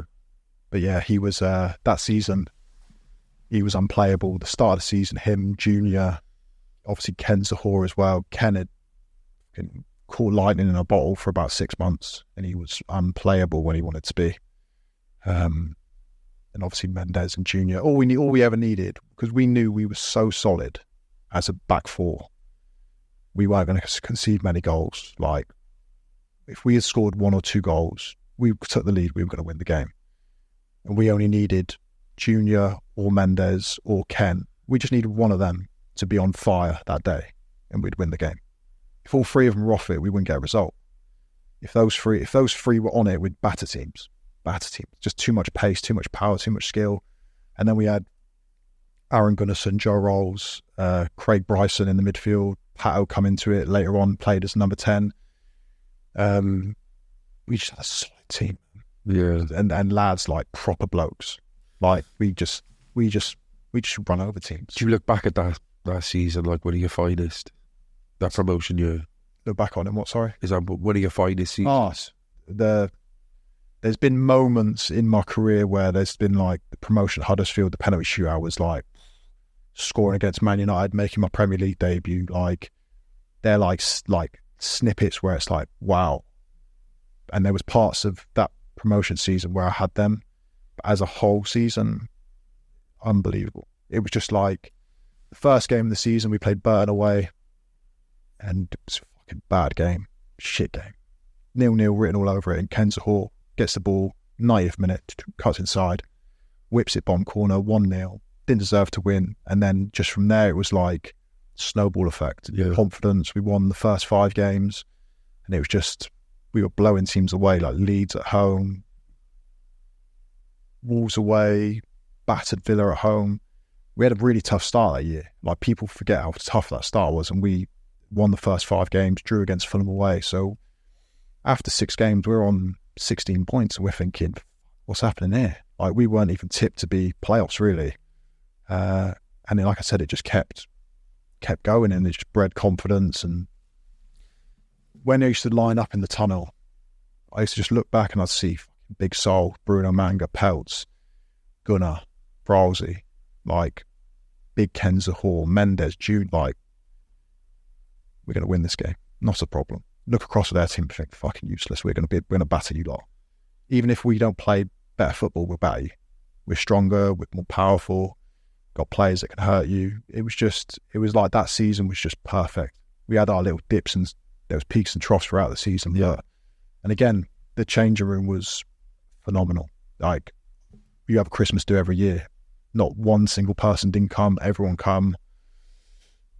The gaffer signed players like Bryson on loan, Liam Feeney, who had only played a bit part, but he'd come up with some important assists. Danny Ward got injured for a big part, but he scored some important goals. Even the lads who weren't playing that often involved were just rooting for the boys. You'd come off the pitch and you'd win, and there'd be boys who hadn't played for 2 months, not even got on the pitch, would be just as happy as the rest of you, because we were all in it together. Yeah. We won together, we lost together. We'd go out for food together. We'd go out drinking together. The whole squad was in. And that was down to the gaffer. The gaffer just let us lead that. He said to me and Sol, when he first come in, like, you boys run the changing room. I don't want to hear anything. You're both big, huge personalities, you and Sol. Yeah, he just didn't want to get involved. He said, look, I trust you. You run it. He said, if it's something really bad, come to me. I'll solve it. But he said, everything else, you run it. If you need to find people, find people. If you want to run things how you want to run it, you do it. I don't want to get involved. And because we had that, and we had leaders in that change, we had proper blokes, like I said, the gaffer never had any issues, really. Not many. But until there was a few. There's a few throughout that season. Go on, give us one. Like the Derby video was one, wasn't it? Oh, yeah, go on. Yeah. So, do you know what? It's not actually... The video obviously is terrible, but how it actually transpired... Explain to Harrison as well what happened. So the video got leaked of of me just hammering a few of the Derby players. We meant to play them in the March, and the game got called off for snow, but there wasn't really snow on the pitch. Anyway, this video about 2 or 3 weeks later got leaked of me on the way down to the airport. We were going on... You in the taxi? We were on a taxi, yeah. So we were on our way down to the airport. We were flying to Dubai for 4 or 5 days. So this video's got leaked, and it looks terrible when you just... But what the actual story behind it was, game got called off, so we're all in the hotel. We're waiting for taxis to take us. We're having a few beers. And then we were messaging the Derby boys back and forth because they were in the boozer as well. The game had been called off. So we're in the hotel in Derby. They're in a bar in Derby, so they're going on a day out on the piss. We're all flying away on international break. So we were just firing videos between us all. So the Derby boys were fully involved in it. So they were sending videos across, messages. So we started sending videos over. And then, you know what it's like. You'd send one video and then they were loving it. So then they were like, more. Go on, hammer this person. So then we'd start. So then all of us were just sending videos through of just like hammering different players, having a bit of banter basically. Yeah. And then each time it would just escalate a bit further until you were just saying outrageous stuff to just try and get a laugh off of each other. Yeah. But lo and behold, one of the videos that got sent through to Bradley Johnson, I believe. Bradley put it in the group chat at Derby, and someone's taken it out of there and sold it to a journalist, and it's got leaked. So it looks terrible, but the actual story behind it, like... It was, it's a bit of a two-way thing. The video was sent to Richard Keogh, was sent to Alex Pearce, like, they're the boys I'm hammering, and there's no malice in it, it's just banter, like, we're just saying horrible things to try and get a reaction. Yeah. He was at Cardiff, really, Keogh? He was Keogh? Different one. Oh, it's a different... I think Andy Keogh, yeah. No, so Richard, like, those videos were sent direct to them. But then obviously when the video comes out 2-3 weeks later, they're all playing. So was that purposely leaked? Or? It must have been, yeah. It must have been. But then when we were out shopping for decking on Penarth Road. I was driving down the road and seen Neil Warnock flash up on my car. And I thought, shit, he knows about the video. Because my missus was fuming. Once she found out, like, we told her about it, she was like, you're a fucking idiot. Like, obviously that's going to get leaked. It's like, it'd be sound. Like, no, well, Derby boys ain't going to leak it. Like, why would the Derby boys leak it? They got nothing to... Why would they do that? Yeah. Lo and behold, it got leaked. And then Gaffer's rang me up, answered. Hi, Gaffer. He's like, what's this video about, son? I was like, I explained the situation to him, and he was like, cool, come in the office. So me, him, Pilks and Peltz, who were together at the time when the videos were sent, went in there. And we explained it to him, and we said, look, we got voice notes, videos of all the Derby boys. And he was like, sound, that's all I need. So he just kind of went to the press and just swept under. We were it's probably 2 or 3 months out from the end of the season. We were 2nd or 3rd in the league. He didn't want any distractions, so he just kind of swept under the rug and kind of buried it. Which we needed, because obviously getting to the business end of the season then. Yeah, how many teams have threw it away during that time? And Fulham were on our case as well. Yeah. They were fucking on us. They just kept winning and winning and winning. And they must have thought they had us, because they'd win a game and then they must check the results and see, now Cardiff won again. Yeah. Cardiff won again. And we had obviously a little sticky patch at Christmas, but then we had a couple games, like, I remember Villa away, Grealish scored a fucking volley from 25 yards, last minute, lost the game. And we had a tough run in. We had like Norwich, Forest, Sheffield United. Like, we had some hard games. So Fulham were on fire. So the fact that we managed to pip them at the end of the year was incredible. And it being the last game of the season was made even better. You know, you got us promoted as our captain in our original, well, as close as it could have been to our home blue kit. We're not going up in red. Neil Warnock as manager, like, that was unbelievable. Oh, that last, obviously we had the whole game the week before, which was like, we actually, the Derby game was the 3rd to last game of the season. So obviously the rearranged fixture from the one that got snowed off, we played them first half. I think we were 1-0 up, cruising. having a really good. I was having a really good first half. The team were playing well. We scored, thinking, get over the line, and this is our game. And if we win this game in hand, we can like get a little bit of breathing room from Fulham. And then second half, we've come out and just absolutely capitulated. The whole squad, whole team, just fucking thought we'd fucked it, basically. Yeah. We remember we were on the coach on the way home. We're still think we were second at the time. We're thinking like, we could have done with a little bit of breathing space from Fulham. They ended up playing on the Friday night and they won to then go back above us, and we were playing Hull away. I remember we watched a video in the hotel just before we left on the coach to the game. And it was about a 10-minute compilation, 15-minute compilation of like the whole season. And like had some mad music over the top of it, like real motivational, like, music that just wants to get you, like, you listen to in the gym, just gets you going. Yeah. And it was just videos of like Sol making a big tackle, Bruno making a big tackle, Neil making a save, someone scoring a goal, someone running back. Like, it was just all little snippets of the season where we had done good things. And I remember walking out of that meet. I wonder who made that video. It would have been one of the analysts at the time. So Jack, Josh, or Paddy, who's now head of recruitment, it would have been one of those boys. And honestly, I'd love to get that video, because honestly, it was just, we come out there, jumped on the coach. No one has said a word on the coach. Quietest the coach had ever been. Got into the stadium. So we're back in third now. So there's 2 games left. Fulham have got 1 more game to go after this. They got the last game of the season. We need to win today, else it's in Fulham's hands going into the last game. So got into the stadium, sitting in the change room, still speak about this with pelts all the time. Not a word said for about an hour. Quietest dressing room ever. Boys getting treatment, getting their strap-ins, putting their boots on, listening to music, doing their warm-up. Your heart in your mouth. Yeah, everyone's just, honestly, it was like, I wasn't worried at all. Even though it was so quiet, I was just thinking, everyone's fucking focused here. Yeah, everyone's ready to go to fucking battle again. Like, this is our team. Like, looking around, like, we're fucking ready. And then in this, literally walking out into the tunnel, and all their boys are screaming and shouting, let's fucking go, come on, let's go Tigers, or something. Let's go time. Not one of our players even looked across anything. We're just all staring out to the middle of the pitch thinking, let's go. Went out there and Hull started on fire. We weathered the storm. And then, I ended up scoring from a corner, score a header, which kind of settles the nerves a little bit. And then score again in the 80th minute, which that little snippet is probably the best moment I've had in a Cardiff City shirt, the second goal at Hull. Because I think there was 3,000 away fans in that corner.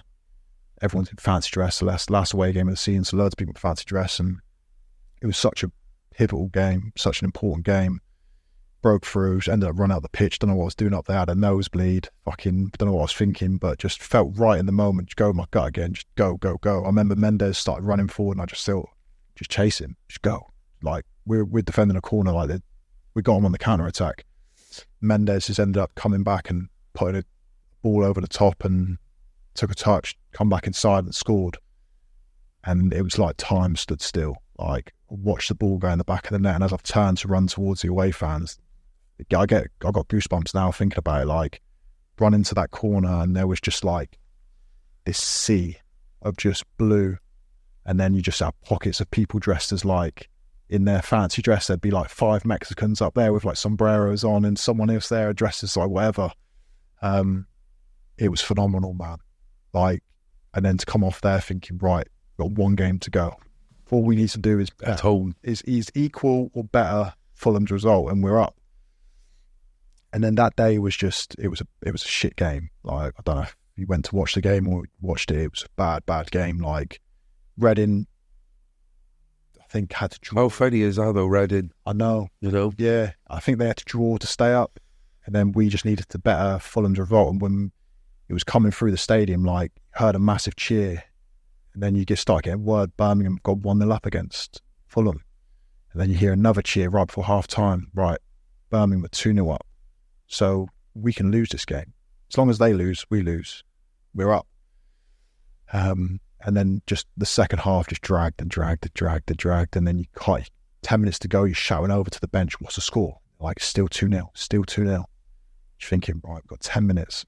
Fulham have got to score 3 goals in 10 minutes. Like, it's a toxic way of thinking, but it's also like you just don't want to, yeah. I remember Jan Kermorgan, who played for Reading, come on off the bench, like 10 minutes to go, and like Reading are sound, like they're safe. As long as the result stays as it is, they're safe. He's come on with 10 minutes to go, and he's butted me. I've got a fucking big cut on my eyebrow. I turned to him and said, mate, I said, you're safe, we're promoted. I said, just fucking chill. I said, you don't need to be running around like a lunatic. You're 30 odd years old. Relax. Just relax for a fucking second. Like, everyone knew the script. Like, the ball was getting passed around the back. It was slow. No one was really trying to score. And yeah, Jan come on and started trying to fucking score a hat-trick by the sound of it. Fucking madness.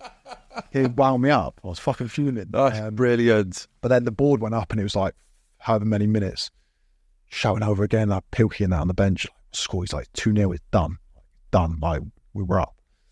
So the ref said to the ref, like, I think Neil come caught a ball and we were jogging back up to the halfway line. I said to the ref, how long? He said 30 seconds. And then he started making his way towards the tunnel because he knew once he blew the whistle. So me, Peltz and Mendes are like literally on the pitch, like, we've fucking done it. And Joe Rolls has turned around and gone, fucking switch on. I'm like, 30 seconds to go. I fuck off you. Fuck off, what you on about? I was like, I've got 30 seconds, mate. We've got promoted to the Premier League, like, fucking enjoy it. And then literally, that's just Rolls. He cares so much. Like, he was just worried that we weren't going to do it. Yeah. And then as soon as the referee blew the whistle, man, like, just a sea of like blue just over the billboards, and you just saw people running towards you. It's like something out of the Lion King, do you know what I mean? Like, stampede. Yeah. I remember me, Peltz and Mendes just grabbing each other, screaming, and then we just got hit a wall of people. And we were just on the deck like, oh my God, I think I'm going to die. Like, I'm going to get fucking trampled on. And then some random fan just grabs you by the scruff of your neck, drags you up, and next thing you know, you're on someone's shoulders. It was fucking phenomenal, man. Unreal. I actually, on the way home from that game, outside the, is it the Canton Vaults? Yeah. I had a taxi, so we had a few beers, obviously. So I had to leave the car at the stadium. My mum, my dad, my missus were in the taxi, and we've pulled up outside the Canton Vaults, and there's red light. And then some geezers like looking in the window. He's, what's up? And obviously the whole street's packed with like Cardiff fans buzzing. Mate, they tore this taxi a fucking new one. Yeah. So I've undone the window, and there's people ripping in. There's people scruffing my hair. I'm getting peanut on my tie. My tie's getting ripped off my head. Taxi drivers getting scruffed. My mum's getting scruffed. There's people shoving their hands and scruffing up my mum's hair. Mrs. Morrison. Geezers jumping up and down on the bonnet of the car. Taxi drivers going ballistic. I'm like, mate, I'm so sorry. Just drive. We just got promoted. I had to pay him about 500 quid when we got to my house. Oh, mate, I got goosebumps thinking about it, mate. That's amazing. And my brother was there. His missus was there. It was unreal. Yeah. Wow. Well, yeah. That's, probably the highest, the most successful we've been, because I think that season in the Premier League as well, we should have stayed up, I think. We actually won more games than Southampton and Brighton, which is mad. They stayed safe. Obviously, we lost more. They drew more. We lost more. I think it was the first time, I remember one of the coaches saying to me, I think we kept 10 clean sheets that year. I think it's the first team to ever be relegated with 10 clean sheets. 10 clean sheets and 10 wins, and rough, it is rough because, we could dive in at all of, that last season, but the thing that will always be the highlight, and I've even heard Warnock speak about it on a podcast, it is that Chelsea game. That Chelsea game, mate. I have conspiracy vibes with it. I really think that there was a conspiracy to knock the Welsh club out, mate, because that was disgusting. It was, yeah. I look back on that game. Thing is, it happens, not just with Welsh, I think any newly promoted club. You are genuinely down at like the second class citizen of the Premier League, like these massive clubs, and it must be hard. It must be hard for referees and officials to differentiate that sometimes. I know they can't be biased, they can't, but when you are the championship club that's just been promoted, I do feel like you get less. Yeah. You don't get given the treatment that you deserve. Really, you're a Premier League club at the end of the day. It might be our first season, but we need to be treated the same way. And was that the last game of the season, or the Chelsea one? The Chelsea now. So Chelsea was, I reckon, probably 5 games before the end of the season. Yeah, but it was such a pivotal moment. It was, because we were 1-0 up, and we played. I actually got a man of the match that game, so I've got a trophy. I've got a Premier League man of the match trophy at home. It's fucking lovely. But it says Cardiff Chelsea. It fucking grinds me. I keep it in a cupboard because I can't look at it. It pisses me off because I think about that goal. And that was such a big... Well, it's not just the goal, is it? I believe you should have had a penalty. Yeah, there was maybe... Rudiger was terrible. That season, the amount of penalties I should have got for getting dragged out. Like, if it was VAR now, I would have had probably 5 or 6 penalties. That's what people say in it. We would have played Newcastle away, and Mitrovic fucking body slammed me. And the ref just said, "No, get up. You're both big lads. Get up." I think, mate, if I'd done that to someone in the box, it's a penalty all day. Yeah. So, and we got loads of penalties given against us that shouldn't have been. But there was a lot, yeah, definitely. But that game, you had your one, you had the last man, Rudiger, as well. So he should have been at least booked or sent off for that with you. Then he had the last man when he wiped out. Who did he wipe out at the and they gave him a booking, right? He had a booking for it. I can't remember who it was, but it was Rudiger. And then the goal by Aspilicueta. And then when you look back at it, like, when it happens in real time, it happened. I wasn't even aware because I was towards the front post where they got flicked. And by the time I've turned around, it happened so quick, the ball's already in the fucking back of the net. So we don't really even appeal for it because you're not really too sure. You kind of put your arm up and you think that might have been offside. But because the liner was so adamant, you think, but when you actually watch it slow down, it's, yard and a half offside? Fucking miles offside. And then if we go on to win that game, you potentially breeds confidence then, and you probably... Well, let's just say that you won that game and results stayed exactly the same going on. You were still staying up. Yeah. But what we're saying is, if you win that game, your confidence is, your tide's turning, you're probably making more results. Yeah. So, man. So when you look back on that season, it is, as much as it was like such a high, and it's such a struggle. Like there was games where you're in the game for 60 minutes, and you think, fucking doing well here. Like got a chance of getting a win, getting a draw, and then boom, out of the blink of an eye, 2-0 down. You think, what's happened here? But that's just the quality of the Premier League. Yeah. Emiliano Salah. Does that name whip up any emotion? It's fucking out. Don't be wrong, it is sad. Like what happened to him, what his family have gone through, it's heartbreaking, like bad. I never got to meet him. The day he'd come to the training ground, I was in hospital, my appendix had burst. So it was a really odd time. So I come round from surgery, because the surgery was, I basically had to start sepsis, like my appendix had burst, and could have been bad. Well, couldn't find my appendix. So a 40-minute surgery ended up being like 2-hour surgery. They were going to have to do the old school, slip me open. So I've come back around the next morning, up at the Heath, and I think it was on Sky Sports News or on my phone. Someone had texted me saying Emiliano's plane's gone missing. And I was still like a bit off my head on like the painkillers, and I was thinking, what the fuck is going on? And obviously all how it transpired and everything. Spoke to Callum, the player liaison, who'd been sorting out Emiliano coming back over, and he wanted him to obviously fly from Paris into Cardiff on like commercial thing, but then Emiliano wanted to do the private jet or whatever it was, and the way it worked out, it's just heartbreaking, like devastating. You think it's something that should never happen, really. I think that hit the club hard. Do you know what I mean? Obviously the manager obviously believed he was going to be the difference for us as well. He was going to be the guy that was going to come in and score. Even if he come in and scored 5 goals, those 5 goals could have been the difference staying up. But tragic, man. I do think that was the start of this like bad luck we've had, really, isn't it? Yeah. Was Wits before that? No, Wits was 2020, wasn't he? Wits was 2020 March. Yeah, I think that was the start of just the shit we've had. Like, yeah, and then with Wits that he hit hard as well. Do you know what I mean? Played with him for so many years, and someone you'd class as good mate. To get the news, obviously, like, just fucking fell and hit its head. Ends up dying. For everyone we've had on footballers from Cardiff who played with Wits, they always say, you know, he's a quality player, but we don't really hear much about like him as a person. You know, have you got any fond memories, any funny stories of Wits? He was just the best, man. Like, he was such a laid back guy. Like, he was phenomenal footballer. Like, his left foot was best. I've played with some good left backs and some good left foot players, but he was phenomenal.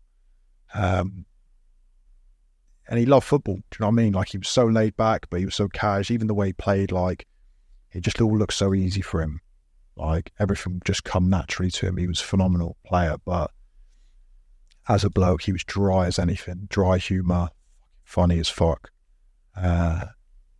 Loved a team do, loved a beer, loved being one of the boys. He had loads of mates outside of football. He didn't really knock about with footballers. Kept himself to himself.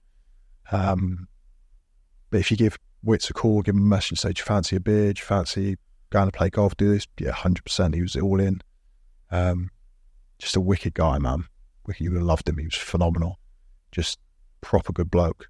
I remember we went to we had a day out in London. I think Anthony Joshua was fighting, so we were going to London to watch the boxing, but not actually at the fight. Going out afterwards for a bit of dinner and out nightclub or whatever. And a load of the boys, I think we played on the Friday night maybe, and then we were going down on the Saturday. So it's like, right, 10 o'clock leave from Cardiff Central on the train down to Paddington, get to London for midday. Yeah. So Wits, they played the game. Wits has ended up going to his local up in Penarth, and I think he was in there till he had a lock-in. He was in there till like 4 a.m. A load of the boys, there were 4 or 5 of the boys in there. They're all fucking hanging. They've obviously all gone home, got changed, showered and all that, had a sleep, come to the station. Wits has turned up in the same gear he had on the night before, and all he had was his phone charger. We're staying the night, by the way, in London on Saturday night. He's just turned up with a phone charger in his wallet in the same gear. Oh my God. And I was like, mate, you not got anything for tonight? Like, where are you going to stay? He's like, we'll work it out later. We've just like, we'll work it out later. So we jumped on the train all day in London. All he's got is a phone charger. All he got is his bank card. And then he got to like 11 o'clock and he went, last train's in half an hour. I'm going to jump back into Cardiff. Straight back to Cardiff. And then straight back to the railway. Yeah, I was going to say, you went back to the Plymouth. Top man. Zen. Top chill. Man. Oh, mate, top man. Just great guy. You won't meet anyone that's got a bad word to say about him. I know that for a fact. Yeah. I've never... Nah, he's class, bro. I've never found anyone. Rest in peace to both Salah and Wits. We'll talk about your other friend just before we wrap up, but since Warnock, there's been 7 managers. Is it 3 with you or 4? So once Warnock left, it was... Neil Harris, Mick McCarthy and Steve Morrison, yeah? Okay, what I want to do now is I'm going to name each one of these, and I just want you to give me a run through of what you think of them. So first of all, Neil Harris. Loved him. I love Chopper. As a player, played against him. I made my debut against him when I was 17. Honest bloke, cares, passionate, really invested, was all in with Cardiff, wanted to do well. But probably his biggest downfall was that he was so passionate and he was 100 miles an hour. Like, he wanted things done right all the time. So when things didn't work out, he was super emotional. When you're losing games, sometimes you do need a bit of a calmer head. Don't need someone to be super emotional. It works a lot of the time when you need to G people up. But you know what it's like in every walk of life. Everyone has a different motivation. Some people need to be screamed at. Some people need an arm around the shoulder to be talked to. So he done really well his first season. We got into the playoffs during a tough season, beginning of COVID and stuff. But yeah, I love Chopper. I thought he was fantastic. Good bloke. Really, really a lot of time for him. Yeah. Big shout out to Neil Ellis. Mick McCarthy. Again, the most old school of old school you can get. Fucking good guy, good storyteller. Fucking he's lived out of a life, do you know what I mean? Like the stories he got about when he was playing, about when he's been managing. I could sit and listen to him talk all day. His big Yorkshire accent as well. Training was fucking going back to the 80s, like it was 11v11 every day, kick the shit out of each other. Again, it kind of bred this environment in the club where we wanted to do well and stuff, and it really worked for the first period he was in the building. We ended up winning a load of games in a row and got us out of the shit.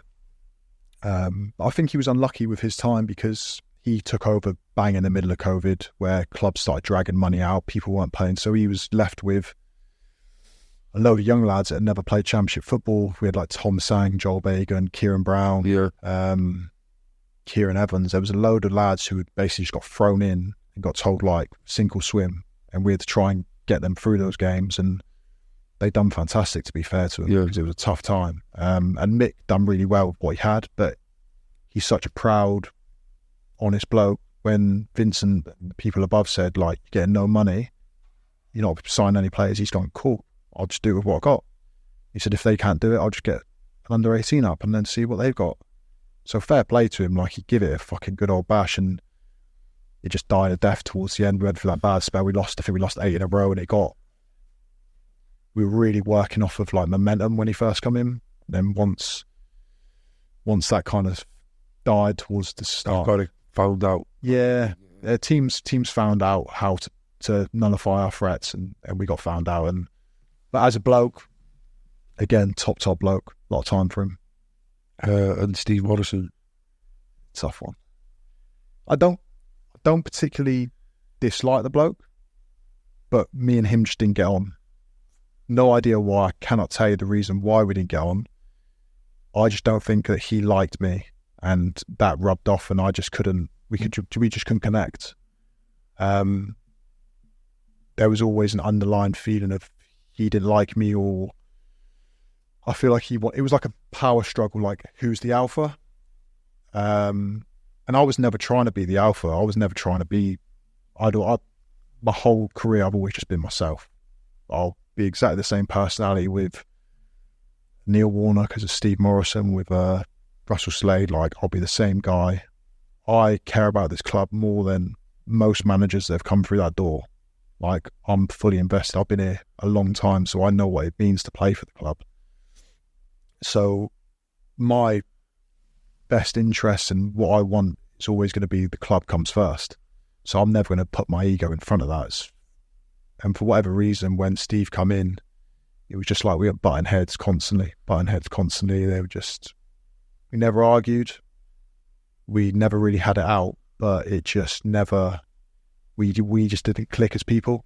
And it always felt like there was something between us, and that then bled into I wasn't playing as many games. I spoke about honesty and about managers saying you're not going to play because of this reason. He would just basically flip me and one of the other boys in and out of games all the time. So I'd start one game, the other lad would start the next game. Big Flinty would start the next game. I'd start the game after. So I went and spoke to him and said, we're all men here. I said, if you want to play Flinty, play Flinty. I'm fine with that. I'm a big man. I can take it on the chin. But if you want to play me, play me. Flinty's a big man. He can take it on the fucking chin. Because me and Flinty are getting pissed off. Because we're playing 1 week and then we won't play for another 10 days. And we're playing another week. So you don't get into that rhythm, into that flow of playing. So you're never going to be performing at your best level. So he didn't particularly like that. What did he say? And then same, just kept going. Me and Flinty would drop in and out each other, playing games. And then... did he say anything about it? What did he say when you said that? Steve. I just don't think he had the mindset that me and Flinty, at the time I would have been 31, Flinty would have been probably 31, 32 as well. He just got in his head that me and Flinty couldn't play 3 games a week, even though for the last 10, 15 years, me and Flinty had both been playing 3 games a week. He just was adamant that we couldn't do it. We couldn't go Saturday, Tuesday, Saturday. And that just kind of, I wasn't having a great season. I missed a little bit of pre-season. I wasn't having a great season. I was struggling to find my feet, get into that rhythm. And then I ended up doing my ACL that year. So, yeah, it was just a fucking shower of shit from the start, really. Yeah, well, and through those managers quickly, did you sense that downfall? Did you feel like we're fucking doomed in a way? Was there any hope at all of like... I just felt like once COVID hit, Mick took over and you could see the investment had been kind of pulled back a little bit, and it was, we're going to bleed the young boys in a little bit. We're going to try and get, basically, as a lot of clubs have since COVID, they're trying to get the biggest bang for their buck. They don't want to be spending loads on transfer fees. They don't want to be spending loads on wages. So they're trying to find the best business there is, because as we found out, a lot of clubs during COVID were getting run poorly. So the club had to take a different stand in how they're running things, because for years they were throwing money at it probably in the wrong way. So they needed to be more savvy, but at the same time, you do need to invest. Yeah. If you want to stay in that top 6 bracket in the Championship, when you got teams like Leeds last year, Burnley's, Southampton's, like, if you're not spending money, you're not going to be able to compete. It's just not possible. They've got the top Championship players and Premier League quality players playing. So yeah, you could feel the decline a little bit when Mick took over, that the club was going into a bit of a tougher spot where maybe they just didn't want to invest as much, and the turnover of players and managers was happening a bit too often. Yeah. And the way you ended up leaving, like, what happened? It was rough. So I'd done my ACL in the February, and we were there was talks that me and Rosie were going to sign an extension. So I knew there might have been something in the pipeline in the summer, but then obviously once I'd done my ACL, that just kind of got kibosh. That wasn't going to happen. I kind of knew that I wasn't going to get the contract I was going to get, but I always thought that I was going to get something just to tide me over for that season, just to get back fit, do my rehab. So the season finished, and then I got a call from the head physio at the time. I'd been in all summer, by the way, just started running again, building up, doing all my bits, about 4 months post ACL. And Matty May, the physio, rang me and said, you need to speak to Steve. Steve just rang me and said he doesn't want you coming in to do your rehab in the morning. He wants you in at 2:00 every day. So I said, what do you mean, 2:00 every day? He said, I don't know, mate. He just said he doesn't want you in the building in the morning when all the players are in the building. So you need to come in when everyone's gone. So I was thinking, fuck you know. So my head's gone. I'm raging. So I'm actually driving down the Carmarthen. I'm dropping the dog down to the dog sitter, and rang the missus and explained the situation to her, and she said, don't ring him now. Ring him later, like, cool down. Cool down, yeah. Like, think about what you got to say. So, mate, pre-season starts in, like, 2 days, and he's telling me I've got to be in at 2:00. So I'm thinking, what the fuck have I done to this fucking guy? Like, I told you we didn't get on, but, like, we never argued or anything. He just, out of nowhere. That's a weasel move, that is. Yeah, he's a weak man. Like, just if you don't want me, at least ring me. So I thought, fucking, I'm ringing him. So I rang him that evening, gone upstairs. So I said, Steve, what's the crack with you wanting me in at 2:00? Like, said, what's the reason, firstly? And then it was, oh, no, it wasn't because of this. It's not that I want you in at 2:00. Like, we've got a load of new players signing. There's going to be probably 14 or 15 new lads. I just don't want anyone from last year's regime to maybe be in their ears. Like, I said, what are you talking about?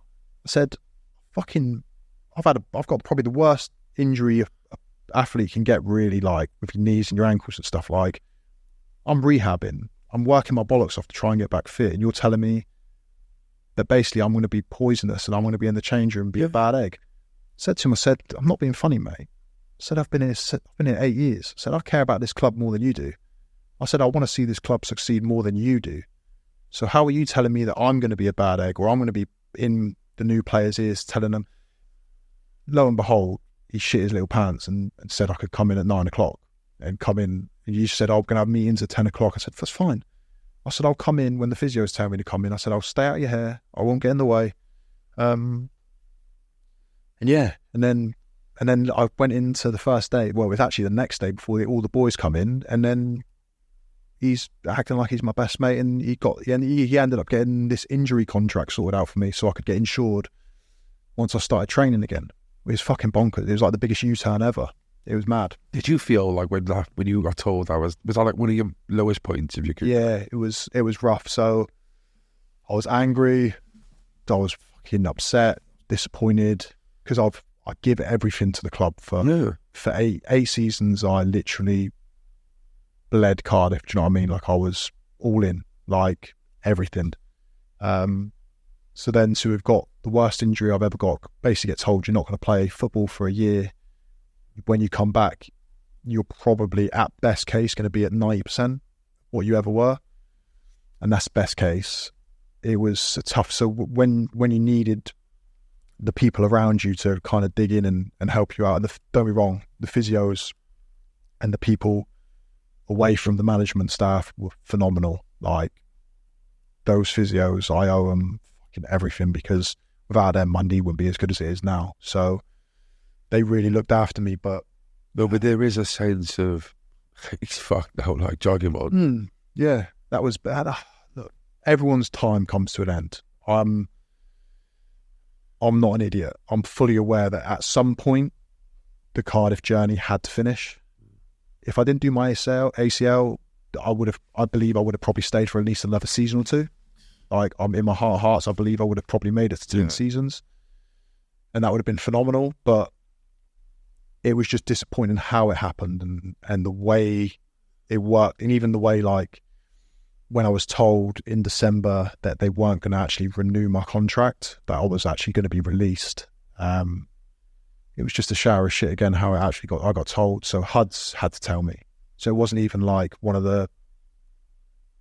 So Morrison had gone then. So Huds had taken over as caretaker just. So now Huds is one of Huds' first jobs. I played with Huds. Like, I know Huds well. Yeah. He's got to sit down in the office and tell me, by the way, Sean, like, we're not going to keep you on. It's this shit for him.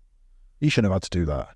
It should have been... Scapegoat. It should have been a CEO, or it should have been the chairman. Yeah, and he was a scapegoat. And this is... Everyone tried to better, like, protect feelings. Like, just tell me like a man. Just tell me like a man. Like, I'm not an idiot. Like, the writing was... By the time I actually got released, the writing had been on the wall for months. I was over it. Like, I was ready to move on. I'd got my head around it. I'd focused on the rehab. I was just all in, get my knee right, get my body right, and then move on to something new. I don't want to.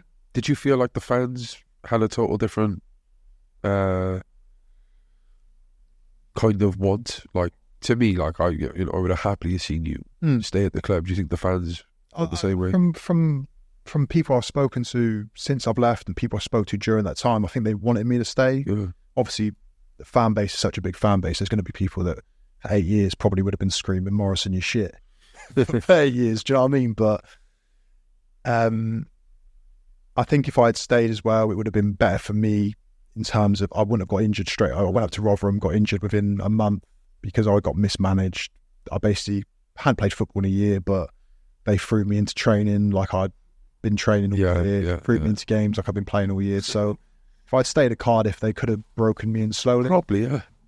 And I think I would have got to the end of that season and probably have played a few games. And then if they wanted to release me then, I would have been able to have actually played my last game.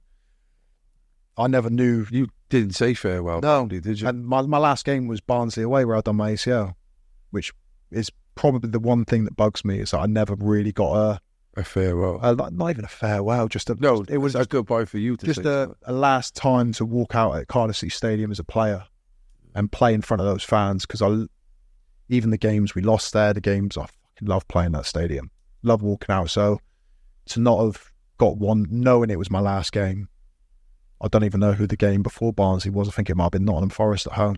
It was that long ago. I can't. But yeah, it is part and parcel of the game. You probably didn't expect to go out that way. And I know one thing that you certainly didn't expect to do was, come out and walk out again, at the home crowd in a position we are right now to say farewell to one of your best mates, Bamba. You know, when you look at your ACL and where you are, you're better off than some people, aren't you? And this is we spoke about right at the start with simple. Am I going to keep playing? And if the right thing comes up, I'm 100% going to keep playing. But life's so fucking cruel, man. Like, it's so short. Life can get snapped away from you in a heartbeat.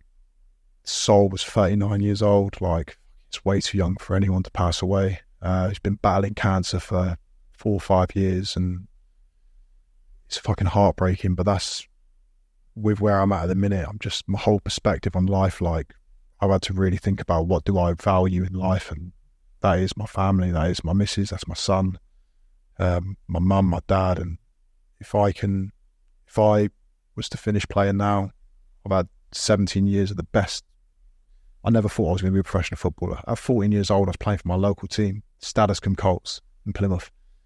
I never thought I was going to go on to play 50 games in the Premier League, score a shitload of goals in the Championship, win promotions, score a winning penalty at Wembley, like Man of the matches at Chelsea. Yeah, we'll forget that one.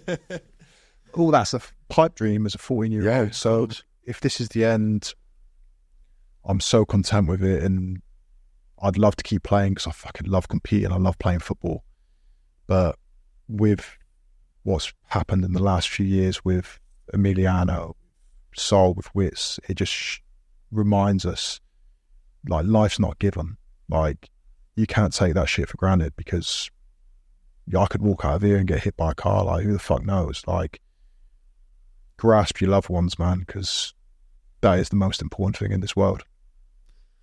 Yeah, we sit here and we try and talk of, how can Cardiff get out of this lull, and what's next, and look what's happened these past few years, and we only got to look at what's going on in the world right now. Tomorrow's not promised to anyone. No. But touching on Cardiff this season, like, I watched the game last night, and it was so nice to see positive, a bit of fight, a bit of, like, backs against the wall. Yeah. Let's actually celebrate that. Actually, we won our first game, nil all away. Not easy. No, and it just watching the last 20 minutes where, like, Millwall were tough. They're always a tough team to play. Like, big Jay Cooper, big centre half, balls in the box. They're a hard team to play. They're a solid Championship team. Always been hard. Always been a horrible team to play. So for those, like, it wasn't the prettiest of games, but to watch those boys last night dig in together, because that's what it takes. Dig in together and get a scrappy 1-0 win. Like, that can be the catalyst. That togetherness can be the catalyst to just go, do you know what? They got the Wurzels on the weekend. They're playing Bristol City. Fucking, that could be the catalyst to go down there and fucking beat them. Yeah. And all of a sudden, you're into the international break and you've got 2 wins in the bounce. At Bristol, is it? Yeah. Yeah. Oh, big game. Yeah. Big game. Tough place to go. We've had some losses down there, some wins down there. Yeah. Do you know what I mean? Like, speaking to Rolsey about it, like, met him for dinner last week, and it's like I said before, it's a hard place to be at Cardiff when things aren't going well, because the expectation's so big, because it is a fucking big club. It's in my opinion, it's a sleeping giant. This club could be... Yeah, well, it's the capital of Wales. If it was Celtic or Rangers, they would make sure that their club's in the Premier League each year. So why ain't Cardiff, I have all faith that it will be. At some point, it's going to be a mainstay in the Premier League, and it's going to be a massive club. It's a massive club now, don't be wrong, but it's got the potential to be huge club. So, I was speaking to Rousey the other night, and just him telling me about how good the changing room is, how regardless of the results, like, the boys are still like wanting to give it everything. And I think last night showed they are still together. They're still willing to fight, and that's all the fans want to see. They want to see that fight. They want to see that grit, that determination to kick on, because those games where you don't particularly play well but you win, you get a clean sheet, fucking massive for confidence. Yeah.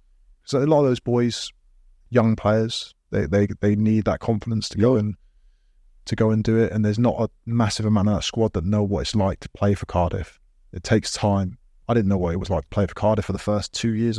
3 years, yeah, 2-3 years. And it takes time, and then you grow into it, and then you feel part of the club, you feel part of the city, you feel that you deserve to be there, because you have to deserve to be, like, to play for a club like Cardiff, you've got to deserve to be there. You can't just be any fucking Tom, Dick and Harry. What do you think of people like Ollie Tanner and Adam? Do you think they should, they got the potential to be great 100%. players? Ollie's got the, I've trained with Ollie a lot when he first come in. He's got the most mad amount of potential, like his left foot.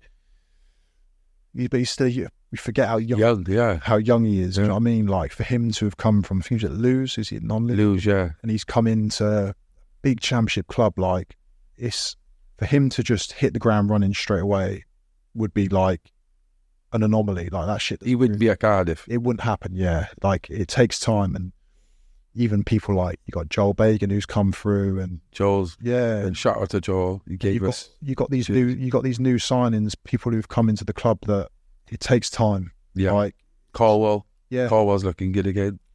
He's got the potential to be £20 million player, £30 million player. He's got everything, and his little brother's just as good as well. Yeah, his little brother's on loan at Cheltenham. He's a good player as well. Yeah. There's positives. I trust. Do you think it's a management thing as well, though, that needs to be fixed? Do you think we need to just stick it? I always think there's always been.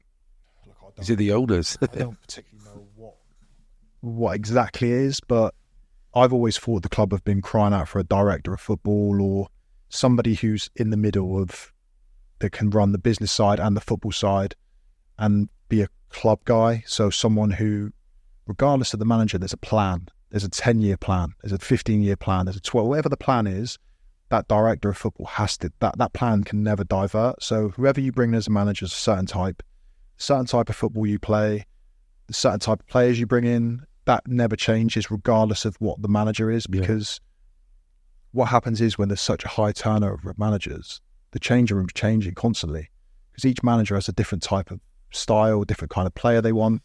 So then you're always playing catch up. So a new manager comes in and goes, well, I don't like him, but they've only been there 6 months because the manager before brought them in. So now they get fucking shit. Yeah, it's just, and then it's a mess. Yeah. It's a vicious circle, isn't it? Yeah.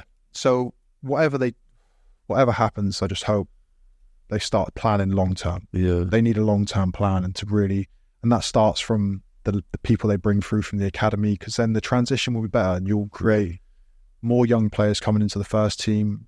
The club will generate more income through selling players. More players will play for the first team from the academy, and then long term, hopefully, managers will stay longer. They'll have more success, promotions, and then once that promotion does come, sustainability to stay in the Premier League should be, I'm not going to say it's easy, but it's going to be easier. So yeah, I hope. Yeah. Well, you said you would have liked to have trained with the youngsters, and but they're putting red tape up. Yes, and look, it's tough, because I know a lot of people at the club want to help out, but once you start getting insurances involved and all that, it becomes difficult. So, but I'm definitely going to go in and do some stuff with the academy anyway, coaching wise. So it'll be nice to go down there and harness. Hey Sean, honestly, it's been a real pleasure speaking to you. It's been a pleasure just coming in, man. I loved it. Hope you've enjoyed it. What we do with all our guests, we ask them to leave us with a positive message. It could be to the Cardiff fans, it could be to anyone. Just leave us with something positive, something from Sean Morrison. Okay. So I'll throw it out there to the Cardiff City fans. Like, it's obviously not started well the season this year, but keep the faith, man. I have all faith in my man Joe Rolls. He's going to turn it around. The boys are going to turn it around. I've been there before where we've had sticky starts to seasons and they've turned into good seasons. So keep the faith. The boys need your support. The club is nothing without you guys. You're the 12th man. So yeah, stick with them. Perfect. Thank you very much. No, honestly, man. Thank you. Pleasure. Guys, hope you enjoyed this podcast. Make sure you leave a comment. Tell me what you think of Mozza. Did you enjoy it? And good luck to the City. I hope hopefully last night's result will turn it around. But by the time this come out, they've probably got battered by the Wales. We'll see. Till the next time, guys, stay central. The Central Club.